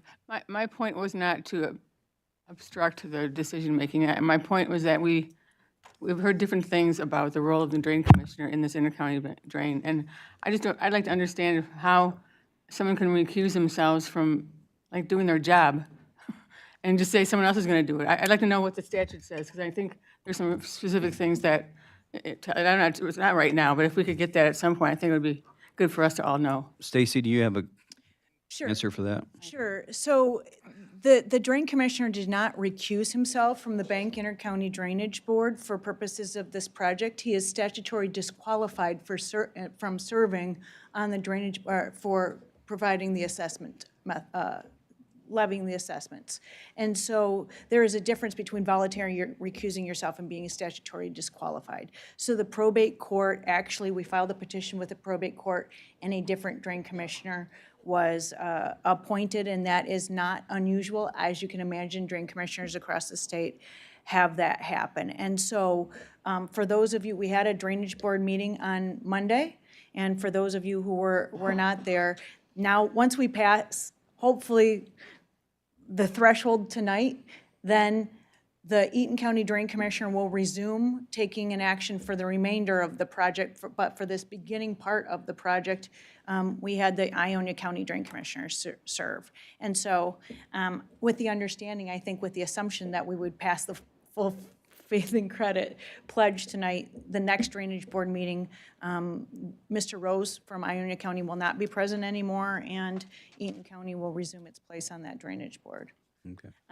So in terms of, in working with the other counties, I've seen it, Commissioner Whitaker, done a few different ways in terms of the presence of the disqualified drain commissioner being involved. And in my experience over the last 25 years, you can't win for losing in that, because if you're there, it looks like you're trying to influence decisions of the special drain commissioner, and I've seen vehement protests of the drain commissioner that's disqualified being present for doing just that. That makes this seem very calm and pleasant in comparison to the protest of them being there to try to sway things. So, but then I hear your position too. So that's what I mean. It just varies based on the circumstances, and so I've seen the arguments for both ways. And so again, it's a situation that's statutory and that can't be helped. Okay. Commissioner Haskell. Yeah, thank you, Mr. Chair. I just wanted to say that, if we don't pledge our full faith and credit to these projects still continue, correct? Right? It just makes it way more expensive. Might as well stay up there, Stacy. So I'm not sure that that's true. Okay. Because I think what you just heard your bond counsel and especially your municipal advisor say is that it is unlikely, so a couple of things. It is highly unlikely for a project of this price to receive any bids whatsoever without a pledge of the full faith and credit of this county, because as Mr. Sweats stated before, that we would just be going on the full faith and credit of the drainage district. And so if we did somehow get a bid, the interest rates would be dramatically different than if we had, that are passed on to your constituents in Delta Township would be dramatically different if we did not. Yeah, so I think, what Stacy says is correct. There would be possible avenues to potentially do this, but we're talking drastically higher interest rates, 2%, maybe 2.5%. The other thing we would have to do is shorten this way up. So, like with the bank being paid over 30 years, well, that's a lot more interest over time. It makes the annual cost for everybody a lot less. We'd be looking at doing it over 10 or 15 years maybe if we had to do that. So this would be a big hardship. So I guess my point remains the same, right? Is that while Commissioner Christensen, I am 1,000% with you, and I greatly appreciate you constantly and being a constant voice about where is the drain commissioner, because that's honestly, since I've been here, I've thought the same thing. So thank you for that. I really don't want to walk away from this meeting tonight not passing this full faith and credit for the bank drain and end up only punishing the people that have nothing to do with the drain commissioner.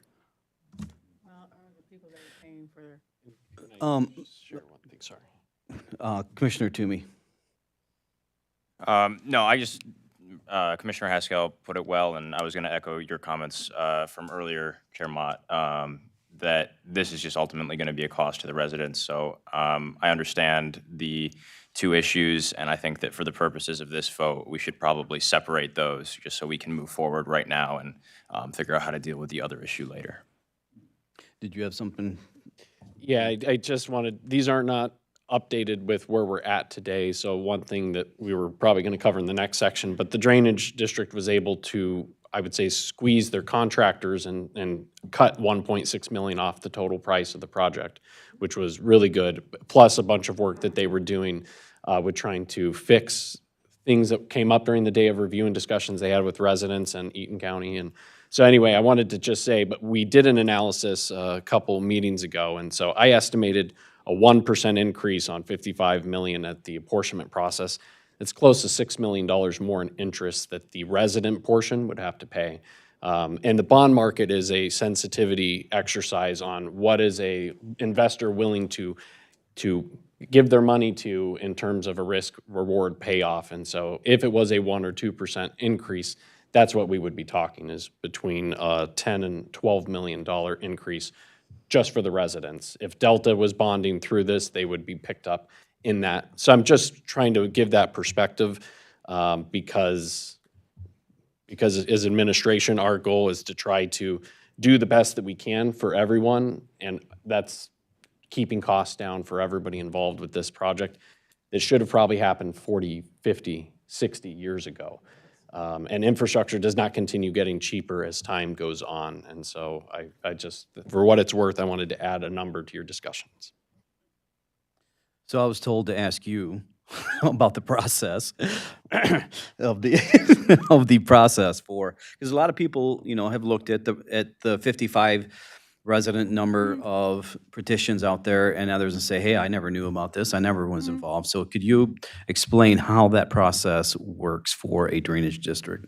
Sure. So when you already have an established drain, and the majority of the projects that we're talking about are maintenance and improvement of an established drain, and the bank drain has been established for well over 100 years, the normal process would be for 5 signatures by property owners or by one municipality in either of the counties. In this situation, the statutory threshold, and so in my experience in dealing with these, once you hit the number that you need, you don't go keep knocking at houses. That starts the due process situation. And so that's the number you need to begin the process.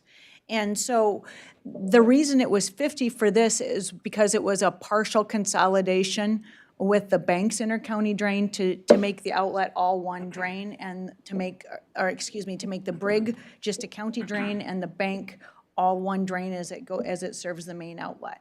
And so that increased threshold to 50 was a requirement because of that consolidation section. And so once you hit the 50 number, like I said, you might get a couple extra in case somebody didn't pay their property taxes, and that doesn't count. And then normally my experience is somebody doesn't go out and get double or triple the number. That's statutory requirement. And so once that is hit, it is a different process for intercounty drains than it is for county drains. And thank you for your patience in going through some of this. But in a county drain like the Lee or the Hobart, it is the drain commissioner calling a Board of Determination meeting where 3 property owners from Eaton County, but not in one of the involved townships, they have a hearing called a hearing of necessity, and they decide should there be a project or not, and then it goes to the drain commissioner to determine the scope. In an intercounty drain situation, there is an elongated process, a 2-step process. And so there was the increased petition number from 5 to 50 because of the consolidation, and then you have what's called a hearing of practicability. And when I first heard that, I thought, oh, this is a George W. Bush word that, kind of made up. You can't find it in the dictionary, but it's used in the drain code, meaning should we even spend money on engineering to see what would happen? We mailed first-class notices. We held the meeting in Waverly High School because we were expecting a large number of people to come. We included an FAQ. In addition to the regular statutory mailing, we made this available by Zoom and in person, even though that was not required, to encourage attendance, and we did not have very high attendance. At that meeting, I was personally there. We heard a number of residents complaining about continuous flooding of their properties, and concerned that when you sell your property, you have to state, is there flooding on your property? And if you do, then it's unlikely that you're going to be able to sell your property. So we had a number of residents discuss that at the hearing of practicability. The Drainage Board voted unanimously. At the meeting that I was at, I heard a lot of concern about kicking the can down the road from 40 years before because it was too expensive then, but not anybody saying, I don't think we need to do this. It was more a concern, how much is this going to cost? So that meeting doesn't happen in a regular county drain level. That's a first meeting. And then the second meeting, which is kind of interesting, is you actually do preliminary engineering, which you don't do in the county one. And we came back, Spicer Group was retained, and they came back and said, this is going to, same mailing, same Zoom opportunities, rented the same auditorium where we didn't have a lot of people come. And Spicer Group was very transparent in that this will be extremely expensive. We estimate between $40 and $70.5 million in terms of what the estimated cost is. We have 1,800 parcels, et cetera, for the residents that were there. Again, complaining about the continued flooding, and the board again voted with unanimously that this was necessary. And so that's when the Drainage Board took the action to move forward. And I want to give a shout out to Ben Dawson because he is the main, in my opinion, the main reason that we got the $5 million grant. And his hard work in doing that was extremely important. And so when we first met, we met with Delta Township to talk about this, and we let them know that we were going on for a $60 million project, this is an accelerated schedule, because the more time you spend, the more money you spend. And so we wanted to make that very clear. We met with bond counsel and the financial advisors immediately. Are we eligible for rural development loans? Does that make sense? Are we eligible for SRF funding? Does that make sense? The engineers and Ben met with Eagle to try to get SRF funding to get a lower interest rate. Unfortunately, this type of project is not eligible for that. We thought outside of the box about buying the school property, demolishing that to save over $10 million by having detention instead of bigger pipes to make this project under that 70.5. Normally when an engineer gives you an estimate and it's for a project that's several years down the road, that estimate normally goes up, not down. We worked very hard to get it down to the point that it is. I realize you're thinking, now it's not $60 million, but $58.4 million isn't low. Yes, it is. Yes, it is, given the magnanimity of this project that's before us. And so we went through the property acquisition. We went through the creating. This is the first time in my doing this in 27 years of practicing drain law, having a project website, of having constant contact opportunities for the property owners, of sending out mailers, of doing 2 different webinars to make as information as available as possible to the residents. And so I understand, I've had drain assessments on my own property, and I understand that these are very big assessments, and I wish I was around in the 1970s to kick somebody in the, wishing that they would have done it then, but this is what we're dealing with today. And so I am very proud of the efforts that we made to try to move this along as expediently as possible. I'm very thankful for the help that the county and the township provided us to get to the point we are, even though it is very expensive. And I know that was probably a little bit more than you wanted to hear, Chair, but I thought I'd explain it. Oh, very well done. Is there any other questions and comments? I would just encourage commissioners where you stand on this and why, because this is pretty big. This is a pretty big deal. So I'm going to open it up, and I'm going to encourage every commissioner to make their comments because, like I said, this affects the residents of this county, and what we do here tonight could possibly change the scope of this. So, Commissioner Barber.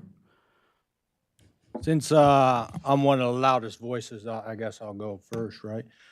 I'll support this, but I would just like to say I feel that you backed us in the corner, right? We're coming to give full faith, but hey, you can't slow the train. You can't slow the train. We already did bonds for this. Hey, you can't slow the train. It's going to cost everybody a lot of money.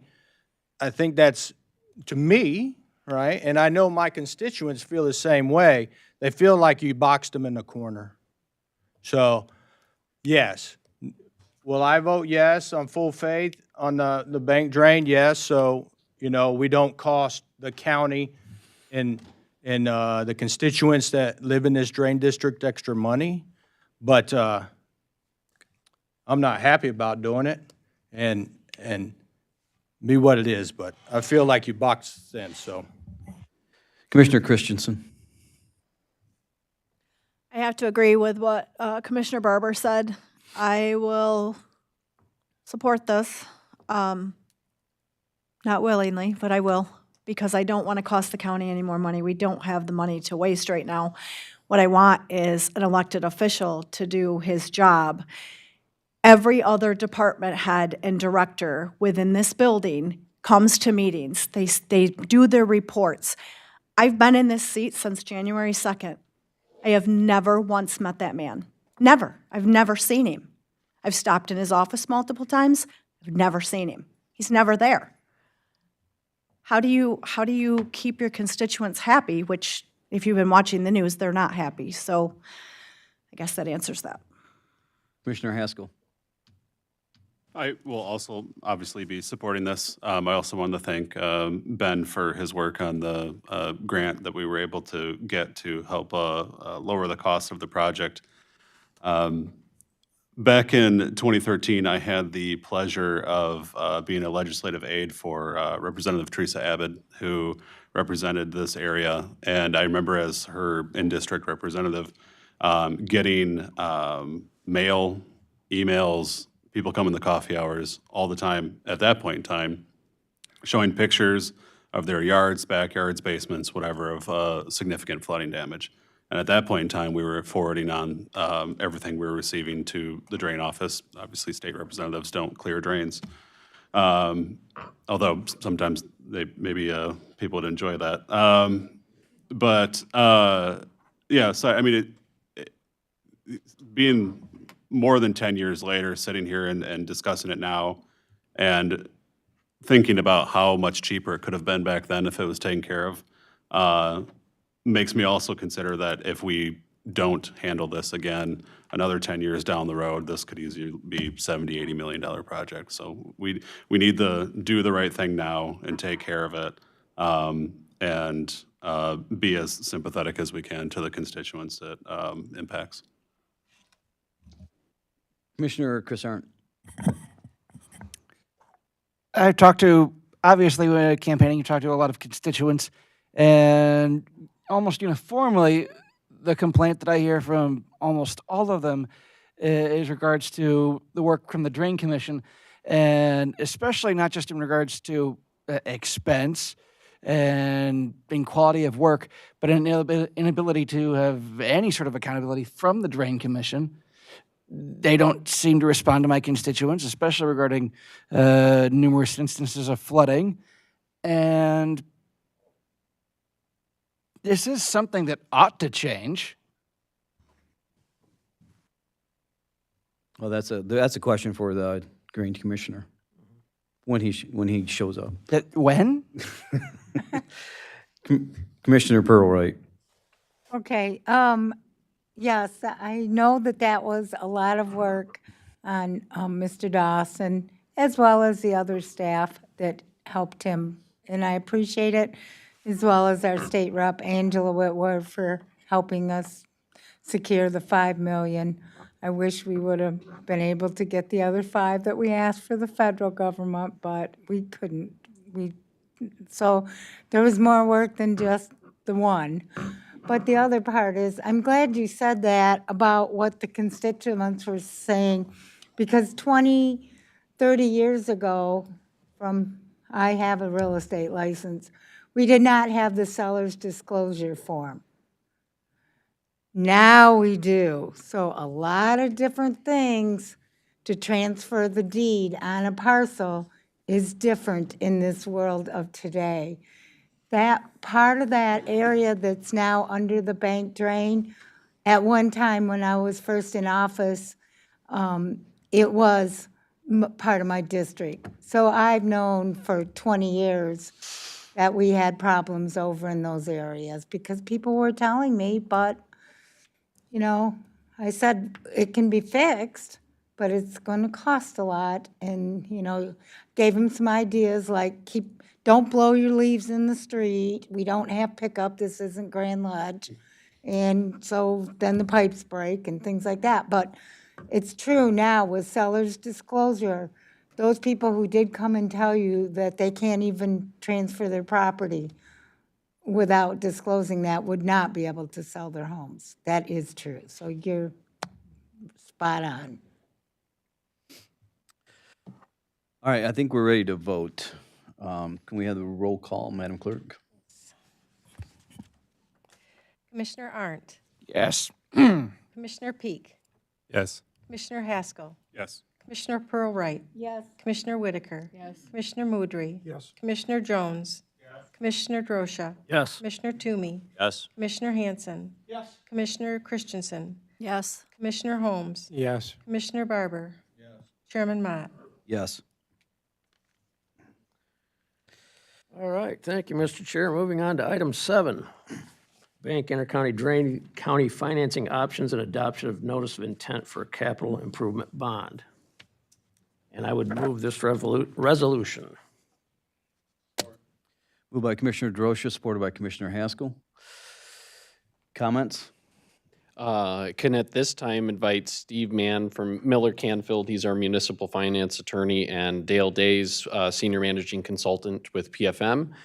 Thank you guys for making the trip in. In your packet, you'll see what was at Ways and Means. I will say the only thing that's changed is the calculations in there didn't include a reduction in the total cost of the project. So we didn't get to update that number, but like we said earlier, it was a 1.6 million reduction in the top of the project, which benefited everybody downstream from that, so. Thanks for coming. And You needed Treasurer to- Darris as well, if you could come. Oh, all right. You needed to stretch your legs anyway, right? Because, yeah. Yeah.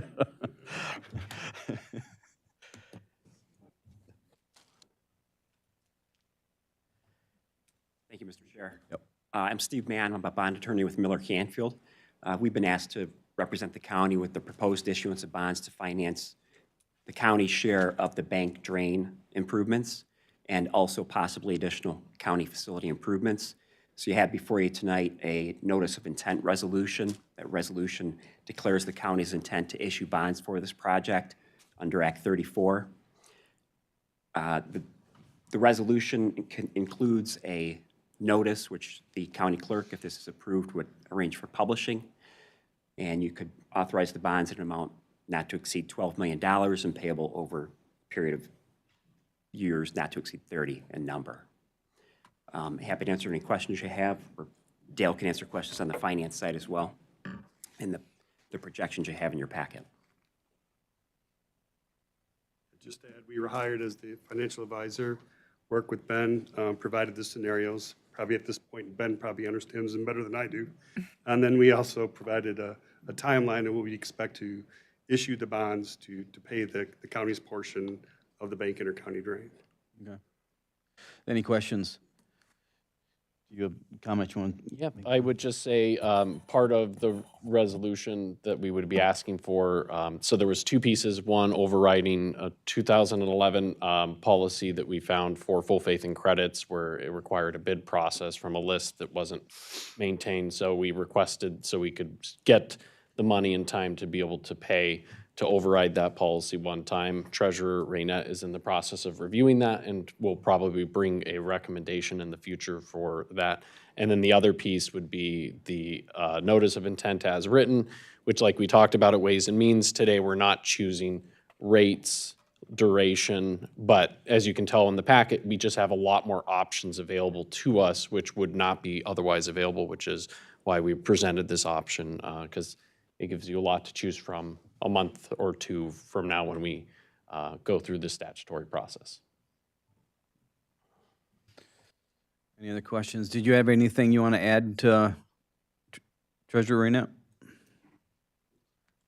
No, just that, to repeat, right now, we're not asking for a decision on any one of the 5 options, just that we have, because the date of publishing is coming up, that decision is made with the notice of intent to go ahead and bond. Are there any other questions, any comments? All right. All those in favor? Are we doing, no, Commissioner Muder? Mr. Chair, I Yeah. have a motion. Did we not move it yet? I wrote it out nice and formally so that it would be really clear, since it was 2 items, or complicated, yeah. What's it was, Moved and supported. we already moved and supported it, didn't we? In total. Okay. Just in case. Never mind. Do you want me to read it? Yep. Okay. I move to accept the county treasurer and the administration's recommendation as moved by the Ways and Means Committee, which is as follows. Number 1, to override the 2011 full faith and credit policy in alignment with the recommendations by the county treasurer and administration, and to adopt the notice of intent for the capital improvement bond and move forward with meeting and statutory obligations set forth with this process.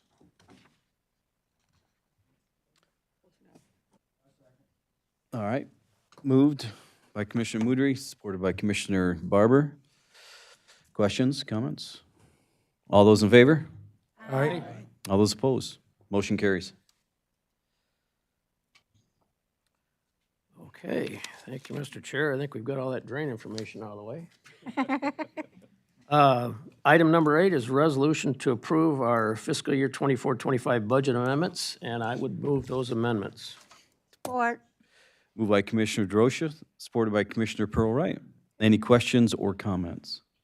I do want to note that this is a zero budget amendment. It's to amend the position allocation list for the position in the Parks Department. Both of our director and deputy director are here. I know some commissioners did have some questions related to how this may impact the future funding of the park. So they are here if you want to ask a question before you vote on this. Any questions? No? Okay. All those in favor? Aye. All those opposed? Motion carries. And the last item is item number 9, claims and purchases, and I would say we need to pay our bills. Support. Moved by Commissioner Drosha, supported by Commissioner Toomey. Any questions or comments? Seeing none, all those in favor? Aye. All those opposed? Motion carries. And that concludes my report, Mr. Chair. Finally, Commissioner.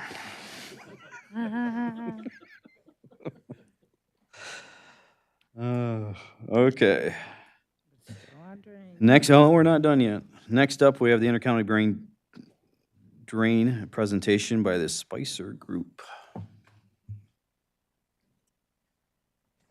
Don't worry, we don't have a PowerPoint.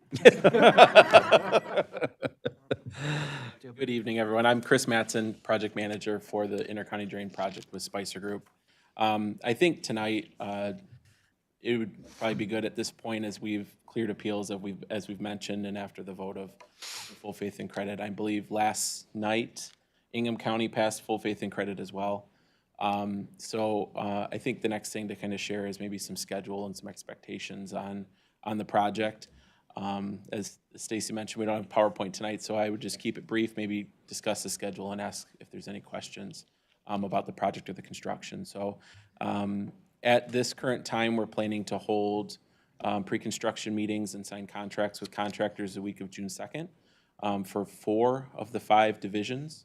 And we'll host a pre-construction meeting on that 5th division in the early months of 2026. Construction will start immediately on demolition, pond construction, and the construction of storm sewer from the river to the 4300 West Saginaw property. So be a lot of activity right out of the gate. Likely slow in the month of June, but definitely picking up after the holiday and 4th of July. I just want to talk a little bit about prepayments, because we've talked more about interest tonight than you probably ever cared to do. So prepayment letters, prepayment information will be on the website by tomorrow. Prepayment letters are going out in the mail. If they weren't already out tonight, they will be out tomorrow to give the longest possible opportunity for property owners to prepay. And I'm going to approach Commissioners Drury and Whitaker to provide them the format for those prepayment letters, if that's okay. Oh, I'm sure you will.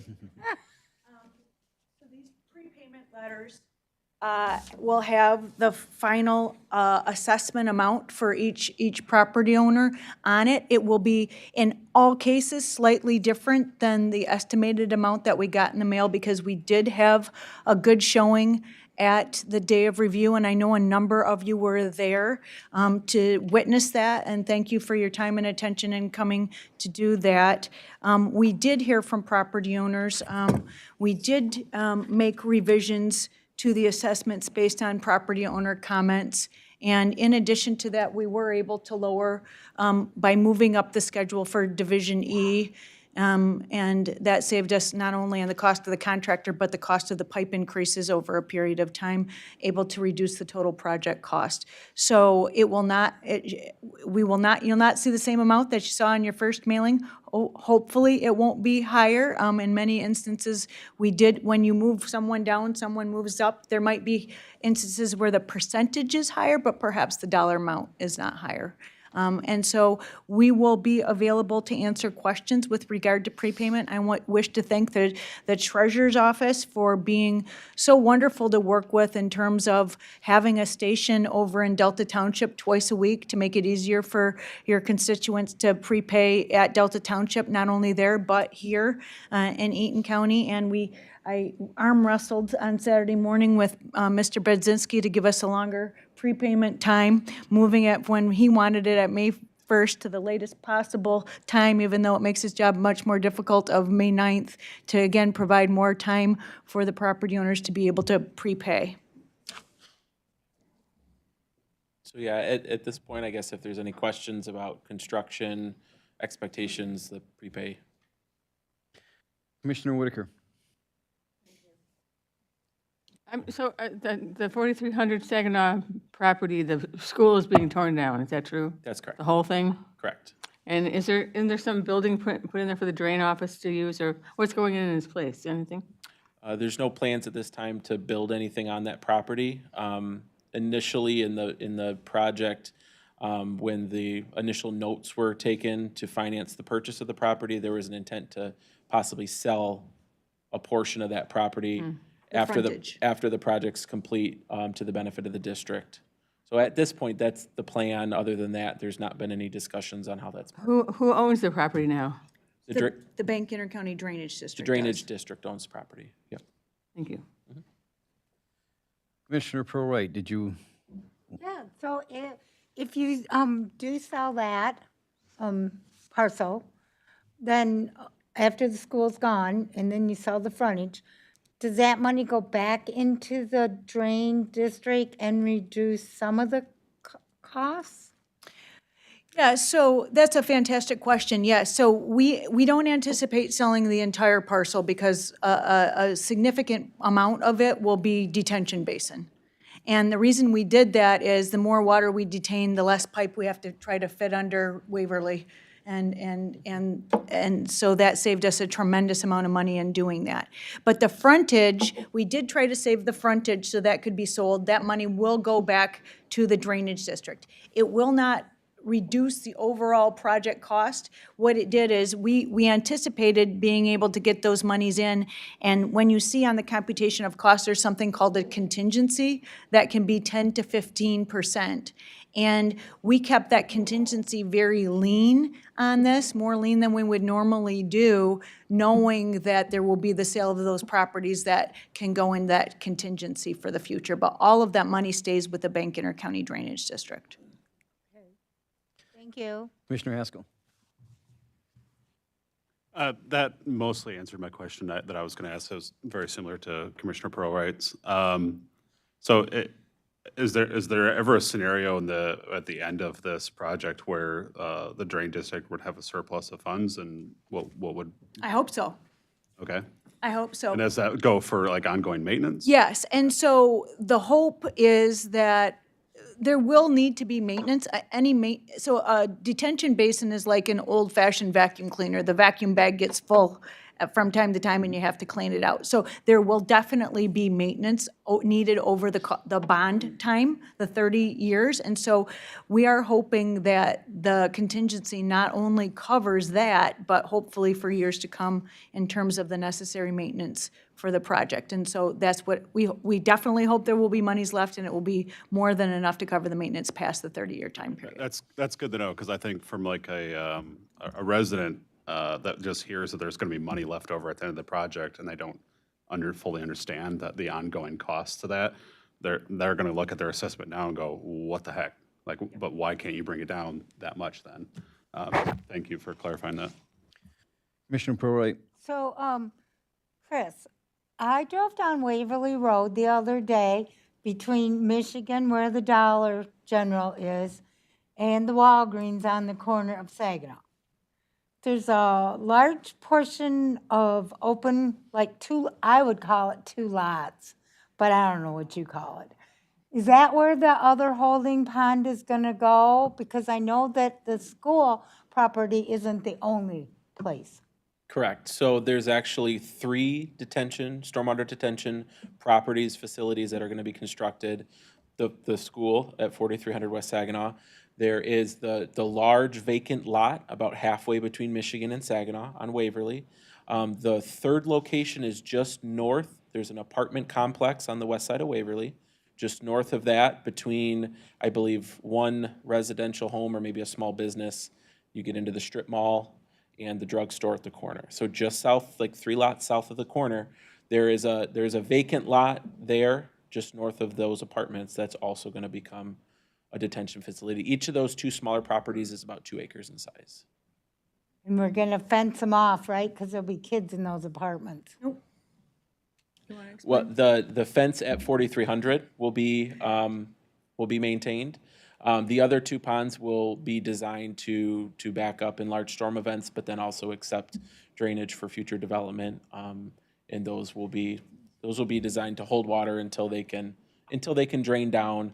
But those won't hold water for a significant amount of time. Yeah, in other words, it's called a dry basin, and so there are safety standards that, unless there's a significant storm event, it's going to be, for all intents and purposes, dry. And then we have standards for when fencing is required, and I believe these were designed to just have, for a very short time period, water in them during a major storm event and then down, but not at such a depth or such a steep slope that would require fencing. Yeah, they will not be full of water, Correct.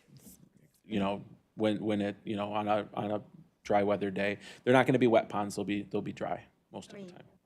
That's not my district, and in my life, I just drive down Waverly Road. But because we have all this conversation, I'm trying to figure out what's going on. Yeah, the slopes are gentler on the sides, they're not real steep slopes. They will fill up during storm events, and as soon as the system can have the capacity to bring the water back in, it will drain back in.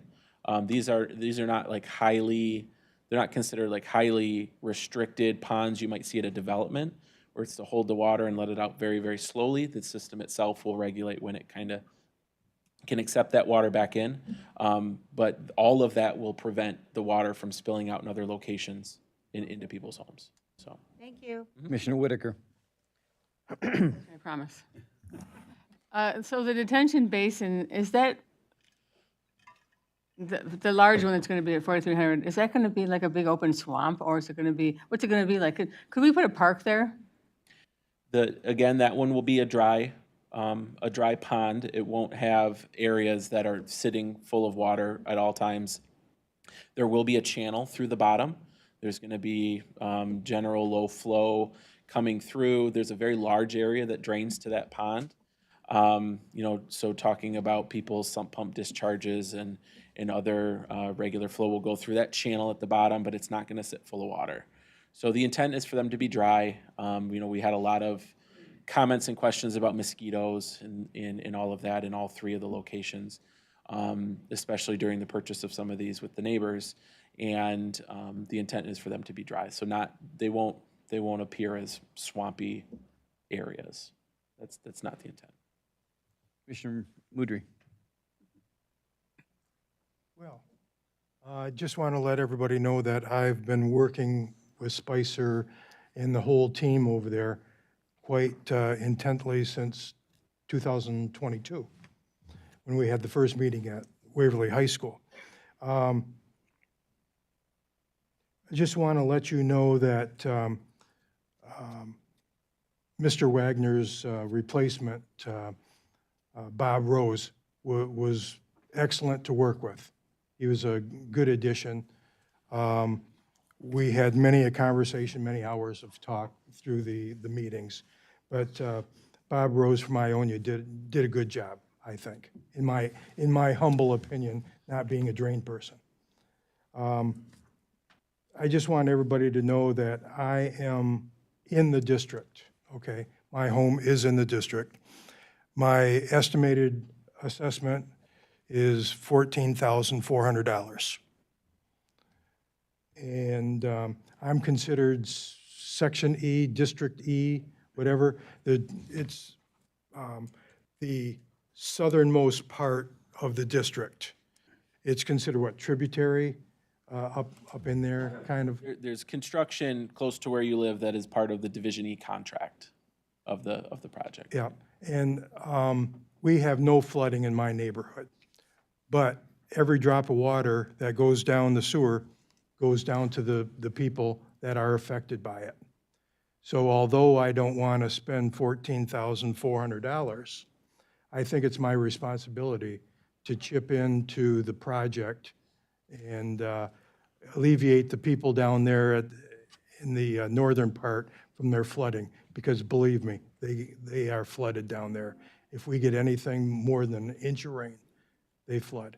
But I want to thank you for your work, and that's it. Thank you. Commissioner Drosha. Thank you, Mr. Chair. We've talked a lot about money. I've got two questions. One is, how long is the project estimated to take to completion? The project right now, we had thought that it would get into 2029. With the acceleration of Division E, we feel like things should be complete through the middle of 2028. Okay, thank you. And then the next question is, given that we share this with Ingham County, I'm assuming and hoping that the estimation for this drain has enough extra space, so to speak, for what development may take place in the old golf course there along Waverly Road from Ingham County? So the drain will not provide a free outlet for the golf course. Any development that happens in that former golf course property will need to have its own stormwater management. There's standards in Ingham County that they'll have to follow, similar to Eaton County. They will experience additional stormwater detention and holding back their runoff. I think you could consider the drains outlet today, pre-project, is not sufficient. I know that there's been, for connections and development, there's been conversations in Ingham County about them not feeling comfortable approving developments that would connect to the Bank Intercounty Drain today. So it'll provide them an outlet. It is not a free outlet. They will still have to manage stormwater on their side and on their property before they let it in at a rate that the drain can handle. Okay, thank you. Can you briefly describe what the process is for when you do start construction on the residential properties and the homeowners, and when they would be notified, and that whole process? It's a whole lot of coordination. As we work through specific schedules with contractors, it's going to be a lot of door-to-door. It's going to be a lot of making sure we'll have probably door hangers with contact info, but it's going to be a lot of speaking one-on-one with property owners, explaining when construction is going to happen, what's the duration, what kind of things are going to be in place to maintain trash collection, mail delivery. There's going to be lots of coordination with emergency services, busing services, both in the community and with the schools. It's a big coordination effort, so. So we are employing constant contact, and we've had over 300 members sign up for that, where they'll get an email anytime there's a construction update, anytime any update whatsoever. So they might get way more emails than they ever dreamed of when they signed up for that. And then on the bankdrain.org website, there will be a live updated construction map of where we're working. Right, so for the more technologically inclined, you'll be able to see which work zones are active, which are upcoming, which are recently completed, any sort of traffic disruptions, closures, detours, all of that will be clear on that map. Anyone who's directly affected by excavation in their yard, in the street, in front of their house, will be personally spoken with, the foreman of the contracting crew and someone on behalf of the owner from Spicer. So. Okay, wonderful. Good. Any other questions? I just want to say thank you. Oh, Commissioner Hanson. Thank you, Commissioner. I wanted to find out, are there any warranties on the material and workmanship that's going into it? Yeah, so there's a warranty on all the work that's being done after the completion of the project. All of the contracts have a 1-year warranty on the work that's completed following completion. So there's a correction period built into the contracts. And as far as the materials are concerned, there's going to be inspection of those deliveries, and anything that's not of the standard that we require in the project will be rejected at no cost to the project and replaced. Thank you. Anyone else? Last chance. Okay. I want to thank everyone who showed up and presented tonight for this project. You've been patient with us. You've been here a while. And so thank you again. This has been a lot of information, but it's important. And so I also want to give recognition to Commissioner Whitaker and Commissioner Moodry. They live in this district, and they've been to most of the meetings and working hard to inform the people, so thank you. So, thank you. Commissioners.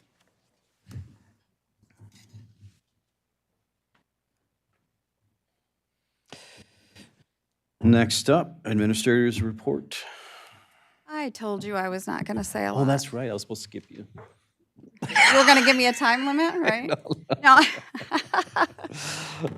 So I just wanted to say thank you to Melissa, our Finance Director, for her work on the audit.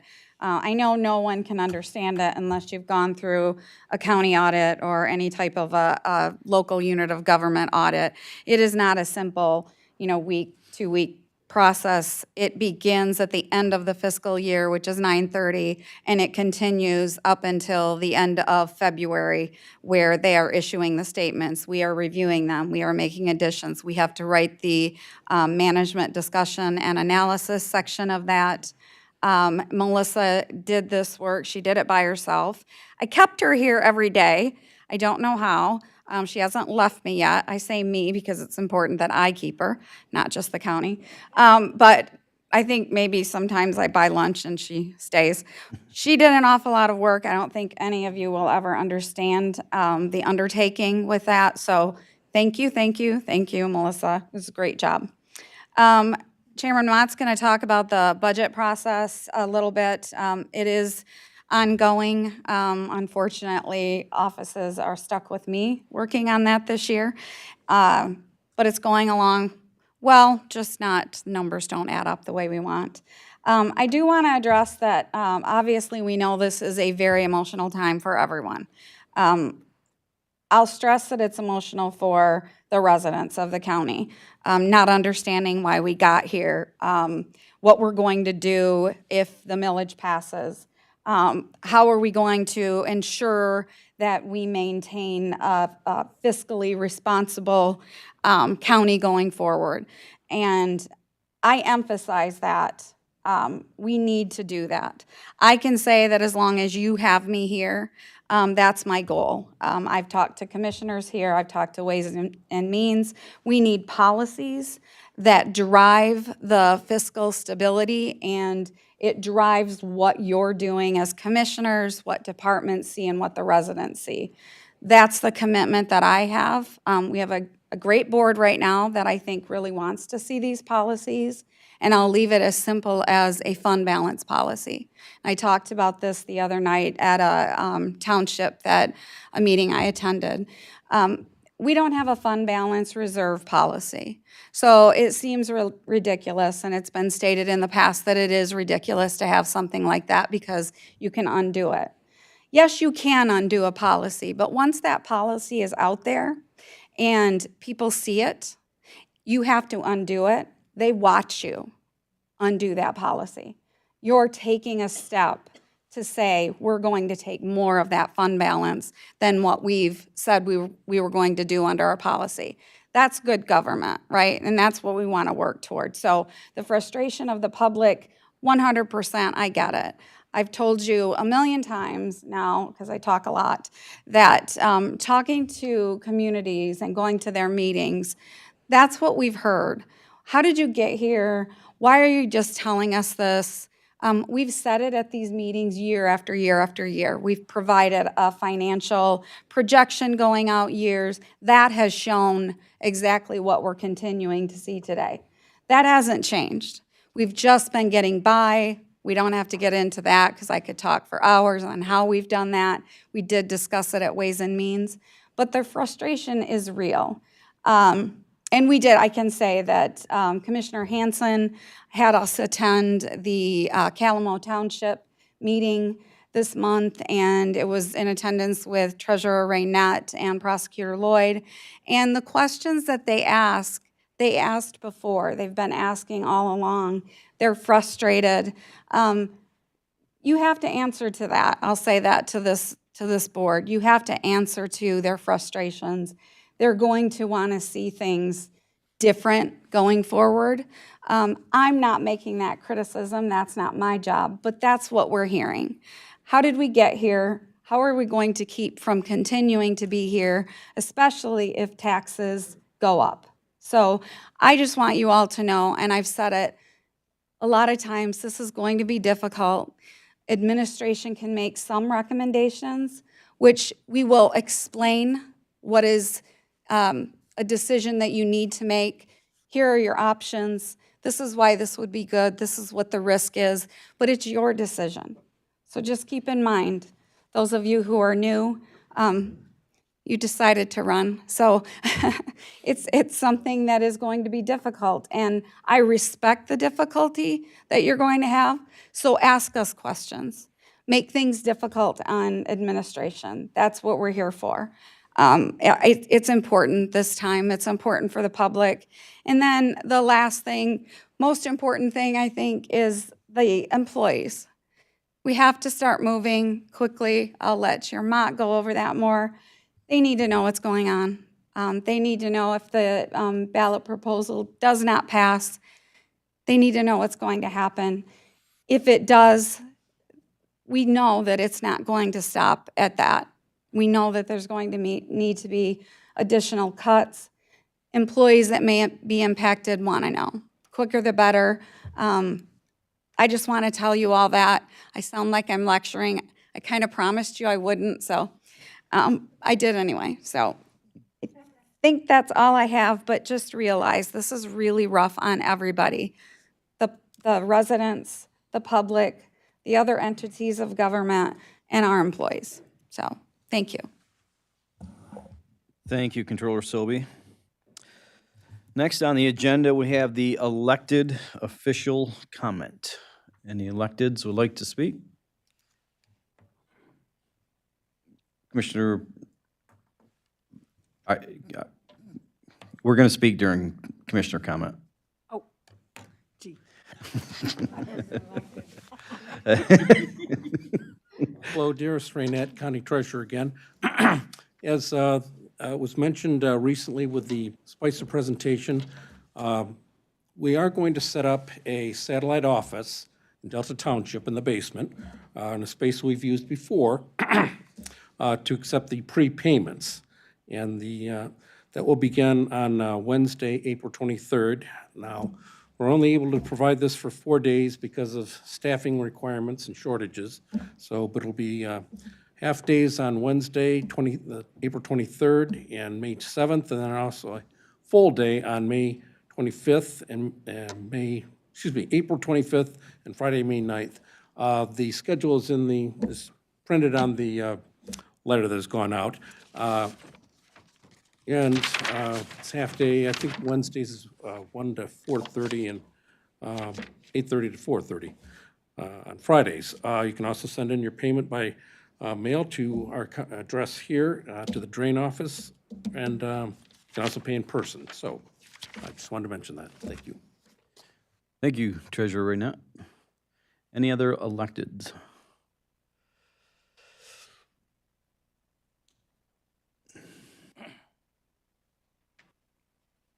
Good evening, Chairman, Commissioners. Doug Lloyd, Eaton County Prosecutor. I thought I'd talk about something other than drains. So, thank you. yeah, you're welcome. Just to give you an idea of what the Eaton County Prosecutor's Office did last month, we attended 701 hearings that were scheduled by the court. We received over 200 new cases in from local agencies. We subpoenaed 48 different people to attend hearings here in Eaton County, and we had 228 victim interactions. I bring up that last one because last week was Crime Victims' Rights Week. And during Crime Victim Rights Week, I had the unfortunate responsibility to have to meet with the family, the wife, and the daughter and the grandchildren of an individual who was killed here in Charlotte in 1986. They went through the trauma of losing their husband, losing their father, having to hear the stories of that grandfather they never met. And they went through the court system as victims and proceeded to watch the two co-defendants get convicted of murder in the first degree. Now, in our state, murder in the first degree means that you are sentenced to life without parole. So while traumatic, the family at least lived with the belief that they would never have to see those individuals out on the street ever again. And while difficult, they might be able to at least take that trauma that they had and begin to move forward. And so they had. Now, the U.S. Supreme Court made the decision a few years ago that 17-year-olds, which is what was the legal age here in Michigan, was too young to be sentenced to life without parole without a special hearing called a Miller hearing. And so they bumped the age to 18. That then was actually taken through the Michigan Supreme Court, and that decision was made to bump it up to 18 as well. The legislature actually then moved the adult age from 17 to 18, exactly what was supposed to take place. Just recently, the Supreme Court of Michigan made the determination that those 18-year-olds and 17-year-olds now would be considered retroactive, meaning that they would be entitled to that Miller hearing. So that's why I was meeting with that family, because one of the co-defendants was 18 years old, 10 months and 20 days. 11 months and 20 days. 10 days away from being 19 and just being considered the adult. So I had to explain to them that everything they had been told during that time was a lie. Not a lie by me, not a lie by prosecutors. As a matter of fact, my fellow 82 other prosecutors are doing the same thing across the state. And while I was in that meeting during Crime Victim Rights Week, the Michigan Supreme Court decided to legislate on their own and issued an opinion where they determined that 19 and 20-year-olds would now be considered as individuals who did not understand that killing was bad, and so in order for them to be held with life without parole, I would have to have a Miller hearing. So as I sat there trying to explain to this family how they might have the opportunities to see one of these defendants out in their lifetime, I then had to turn around and explain that both could potentially be out because the other was 19 years old.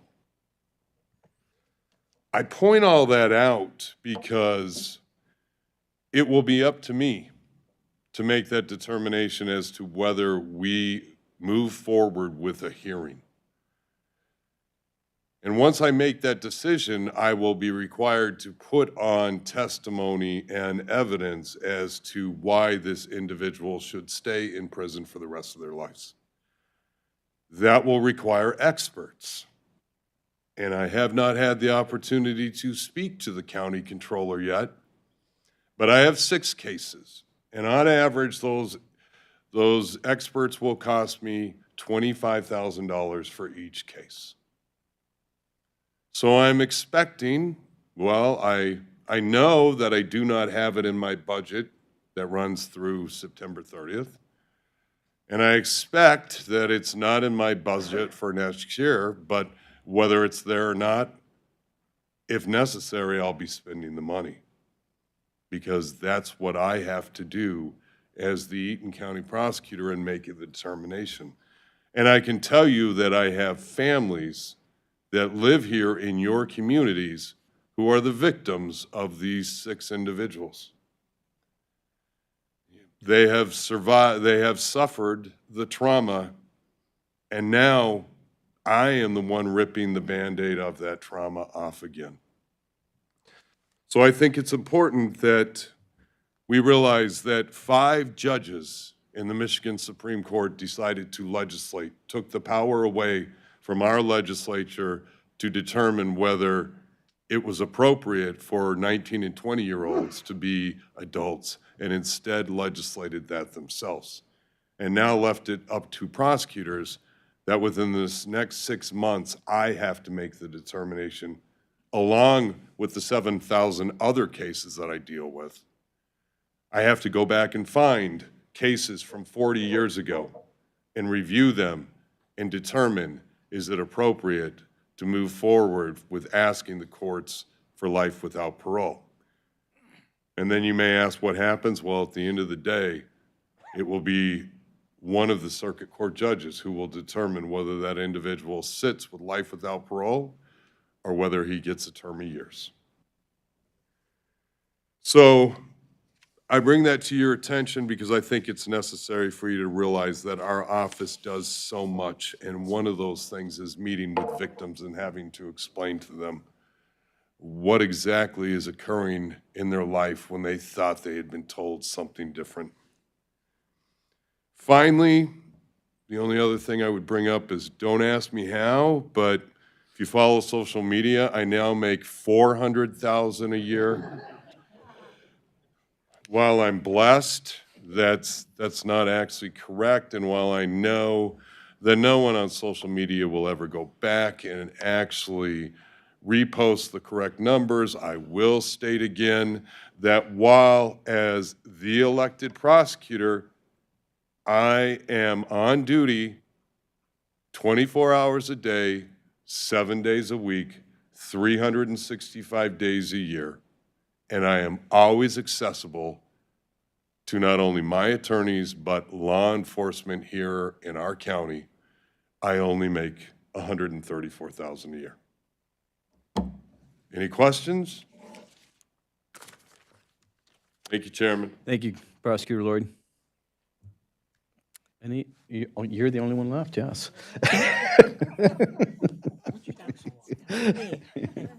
I just want to take this moment to say that I am a very strong supporter of the public safety millage that's dedicated to public safety, to the prosecutor and the sheriff's department, because we are one county and we all need to work together. My offices and all the offices, they just want to serve our constituents because that's our job and we just want to do it. So I'm in very full support of the millage. Thank you. Thank you, Madam Clerk. Appreciate everything you do. Next, we're going to move on to commissioner comments. And I have the commissioners go first, and then I'm gonna wrap up because I got some important stuff to say. Commissioner Haskell. Yes, thank you, Mr. Chair. I just wanted to say that I had the pleasure of standing alongside Sheriff Reich last night and also promoting our public safety millage. Also wanted to give kudos out to the deputies that are out knocking doors and talking to the voters on their own time and promoting it and really kind of getting down to the nitty-gritty details on why it's needed. But yeah, that's it. Thank you. Commissioner Pearl-Wright. I just want to invite people again to either come and listen to our special budget meeting that's going to be held 9 a.m. on April 25th. It's a Friday. And you can come in person, you can watch us live on YouTube, or you can watch us at midnight on a recorded. So it's going to be another probably long meeting, but it'll be interesting. And then the other one is, I hope you all have a good Easter weekend. Thank you. Thank you. Commissioner Haskell. I also wanted to say thanks to a constituent of mine, Sherry Ritchie, who gave an amazing 3-minute speech during the public comment today. There's not very many constituents out there that have actually done the digging that she has and has the confidence to come forward and say that their mind has changed. So I think that was really cool. Thanks. Thank you for that, I agree. Commissioner Christensen. Mike doesn't want to turn on.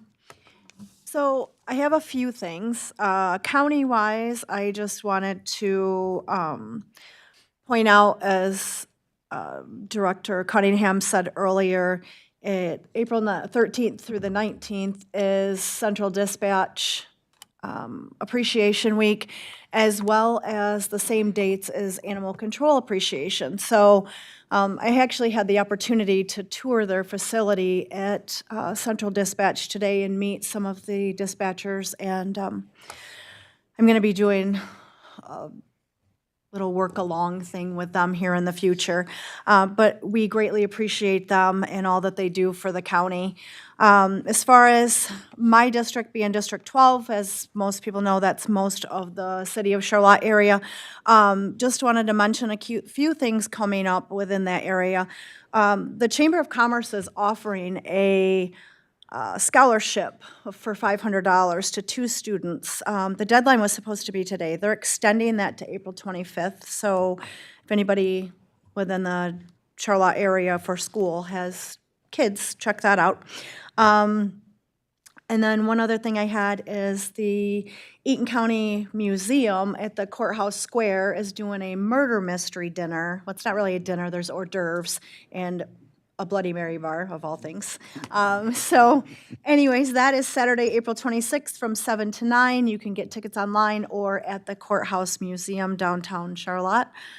And again, as Commissioner Haskell said, you know, thank you for our deputies that are out there knocking doors and trying to promote this. Yeah. We need them. We need them right now. So thank you. Thank you, Commissioner. Anybody else? Commissioner Holmes. Yeah, it's I noticed in all the discussion, you know, I see cooperation from the whole county, as I think Diana just pointed out, we're one county, and I've heard that from Connie also. It's interesting that some partisans back in February basically didn't do that, in my opinion. For District 1 vacancy, they basically poked their finger in the eye of District 1 people, and I think from now on, they should set the same example as tonight and work with everybody in the county. That's all. Thank you. Any other commissioners? Commissioner Hanson. Thank you.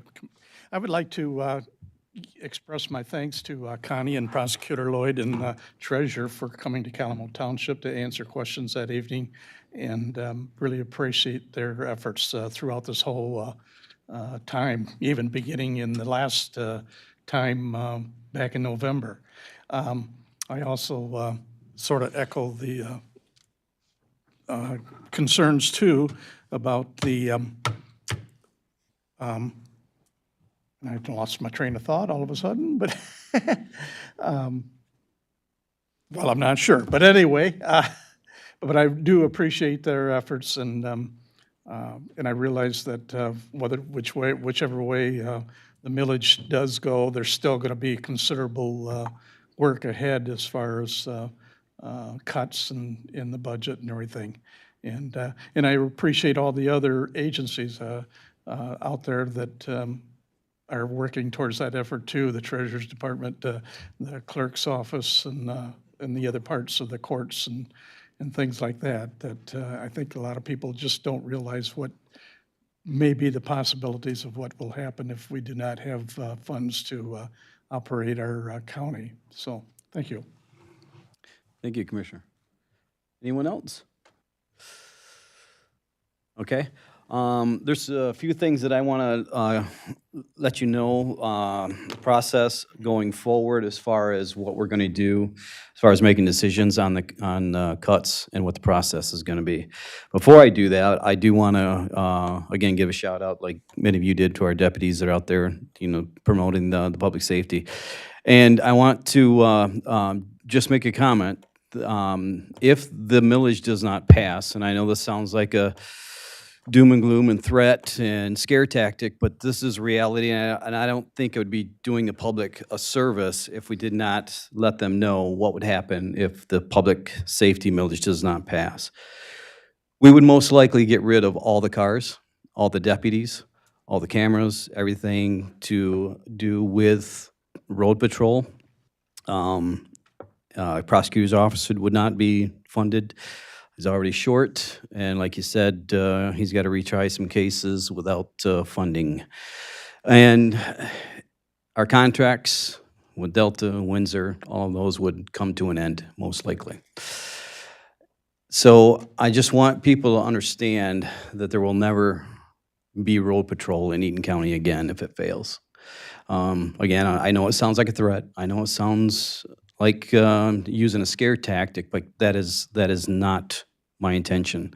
My intention is to inform, and that, I think, needs to be said.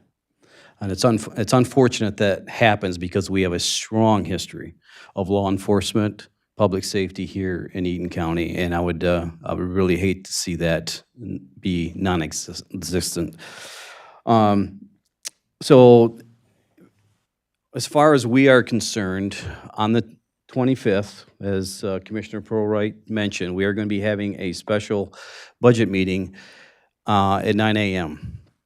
And what we are going to do in that meeting is lay the groundwork for another meeting to make decisions. So on the 25th, we are going to go over line item by line item, every aspect of the county, every source of funds, where it comes from, how much, and we are going to take that and we're going to have discussions on that, and that is the time to ask Controller Sobey and everyone else here, and this is just going to be a discussion amongst us about what that looks like, okay? So that the next meeting we have, and it's going to be sometime in May, I don't think we've really settled that yet. That is the meeting that we will be making decisions on what to do, where to cut, how many to cut, employees, everything, grants, if that's part of the discussion, because we've had meetings with departments and they want to know. They need to know from us. We are the decision makers. We decided to put our name on the ballot. This is what we signed up for. Not really, but that's the reality. None of us want to do this, but we have to do it to save the county in the future. We cannot kick the can down the road like it has been done, and here we are because of those lack of inaction or inaction by previous boards. I'm sorry that may sound harsh, but that is the reality. It is not Controller Sobey's responsibility to say, I recommend you do this and do that. That is not on her. That is not on her staff. It is on them to give us information, but it is on us to make that decision. We have to own that. The departments are not going to like it. I wouldn't if I was in their shoes either. But it's very, very tough decisions that we have to make. And so just keep that in mind. The 25th is basically where we're going to get our information on every aspect. And it's going to be a long day. Just expect to be a long day. And even if you're not on Ways and Means that day, or on Ways and Means, please, if you can make that day, please show up. And then the following meeting, we're looking at maybe a full board meeting at night so everyone can be here. So for those of you that have day jobs and can't make during the day, we want to be able to have that available so that everyone can show up. And if you cannot make the 25th this month, please watch the YouTube video of it so that you're up to speed.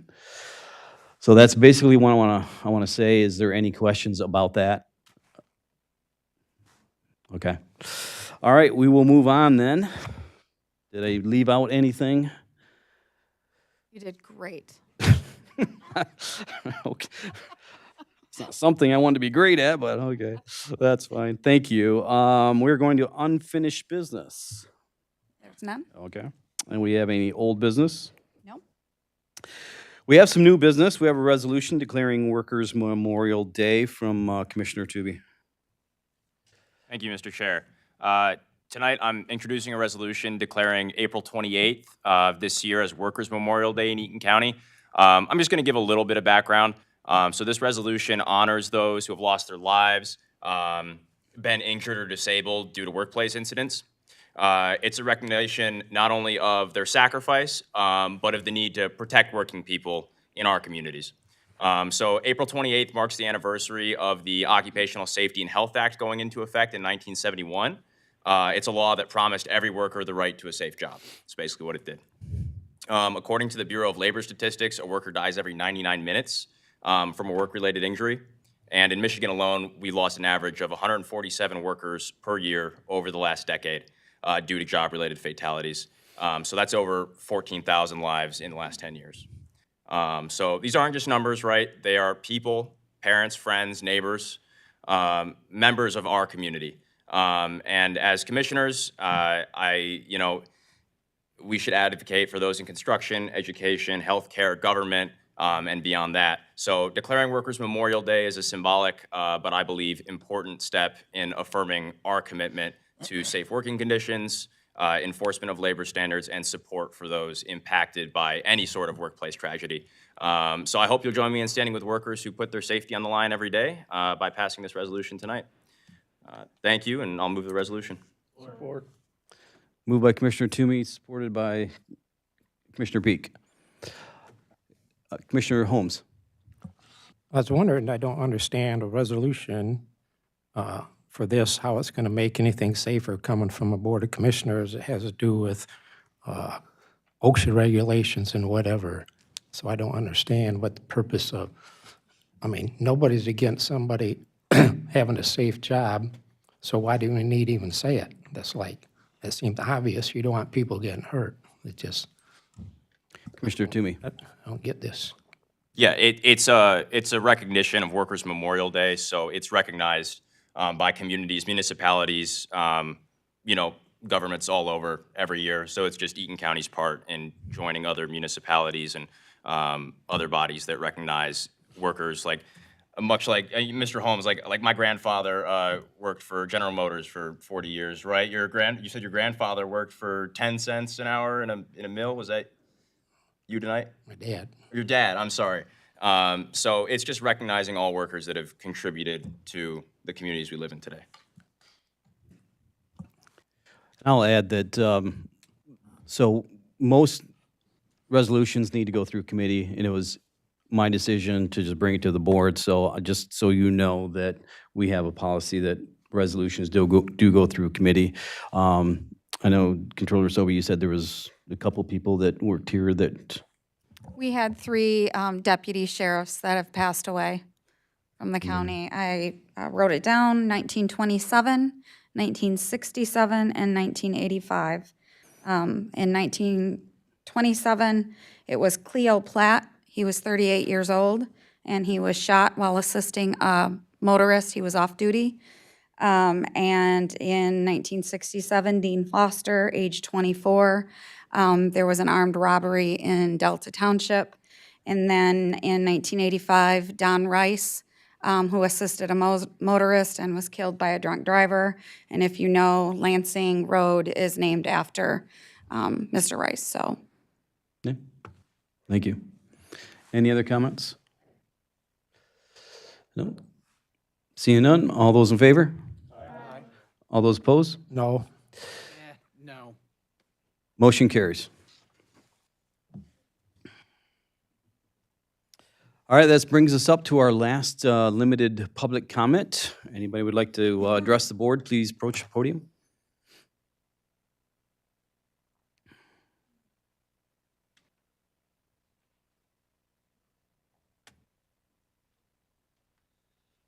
Good evening, Commissioners. My name's Jeff Christensen. I am a Charlotte City Councilman for District 1, which is the east half of Charlotte, or east of Sheldon Street.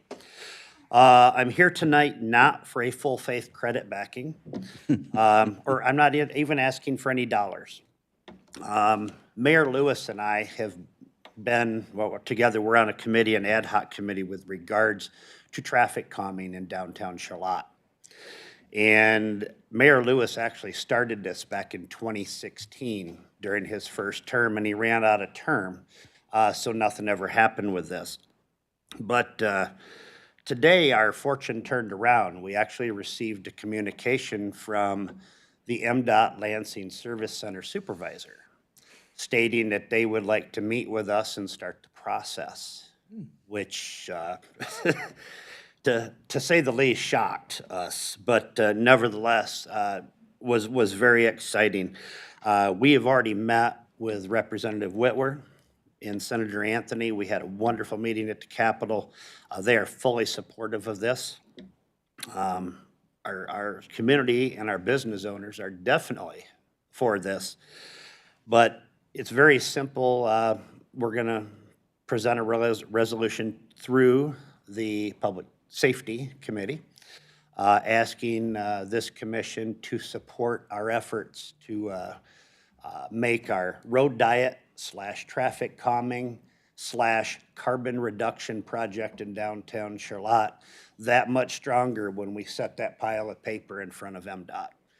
That will make a big difference. The more support we have, the more favorable this will happen or will go, the faster we'll get it achieved.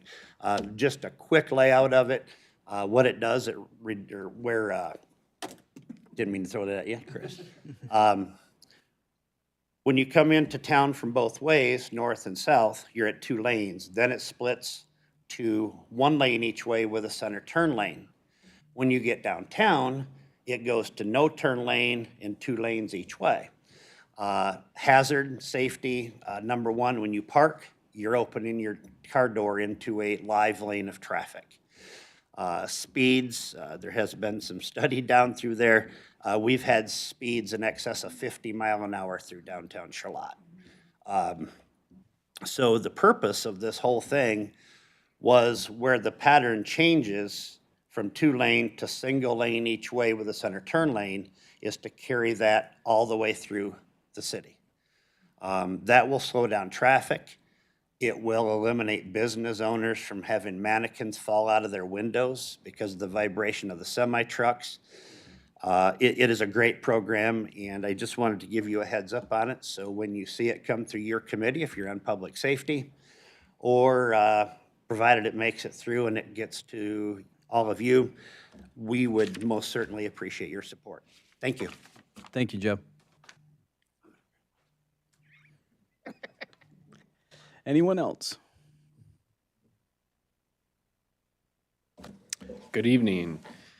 I just wanted to speak a little bit under public comment. I know when the many discussions we had around drains came up, there was a shout out given to me, and I wanted to say the $5 million that we were able to get in state funding would not have been possible without the team that we have in the controller's office. So I wanted to give a shout out to Logan Bailey and Claudine Williams. You know, I bring it up because it's an example of when governance can be done well, everybody wins. So that $5 million plus we allocated the last of our ARPA towards this drain project, which was allowable, and that's federal money. That 8.3 gave this group the ability to move up contracts, to lock in rates on piping. That's where that 1.6 million came in. So while I congratulated them on cutting that project cost off the top, it was made possible by efforts of this body and efforts of employees at Eaton County. And I bring this up because not all employees have the opportunity to get that kind of recognition, but there are so many quiet heroes at Eaton County that show up every single day to do the work. They work 12 to 14-hour shifts. They get spit on, they get stuff thrown at them, and they do it, and they're here. And the dedication, as somebody who's only been with the county a little over 2 years, the dedication of the teams that you have here, I just have to say, it is something for residents to know. You do have something very special here. And I just want to add to that a lot of the conversation I've seen that kind of exists maybe in Eaton County, but larger, is this frustration around this question of governance. And I think when you look at an organization like this, it's important to realize if we get past the perspective of we do need to be governed, there's only a question of how do we do it well. And I think if you look at the teams that you have here at Eaton County, you see sincere, diligent individuals all across the place that are trying to do it well. So if you're watching meetings, if you're showing up and you're taking the time to get involved in that process, you see what is going on and what we're trying to do and build. And in the long run, we do it because our dedication of we want to leave society better than we found it. And I think that's kind of a principle that's existed in America for a long time. So I just want to say, you have it at Eaton County, and we're fighting like hell to try to preserve it. And I appreciate the opportunity to serve with you all and to try to fulfill that promise. So, thank you. Thank you, Ben. Anyone else?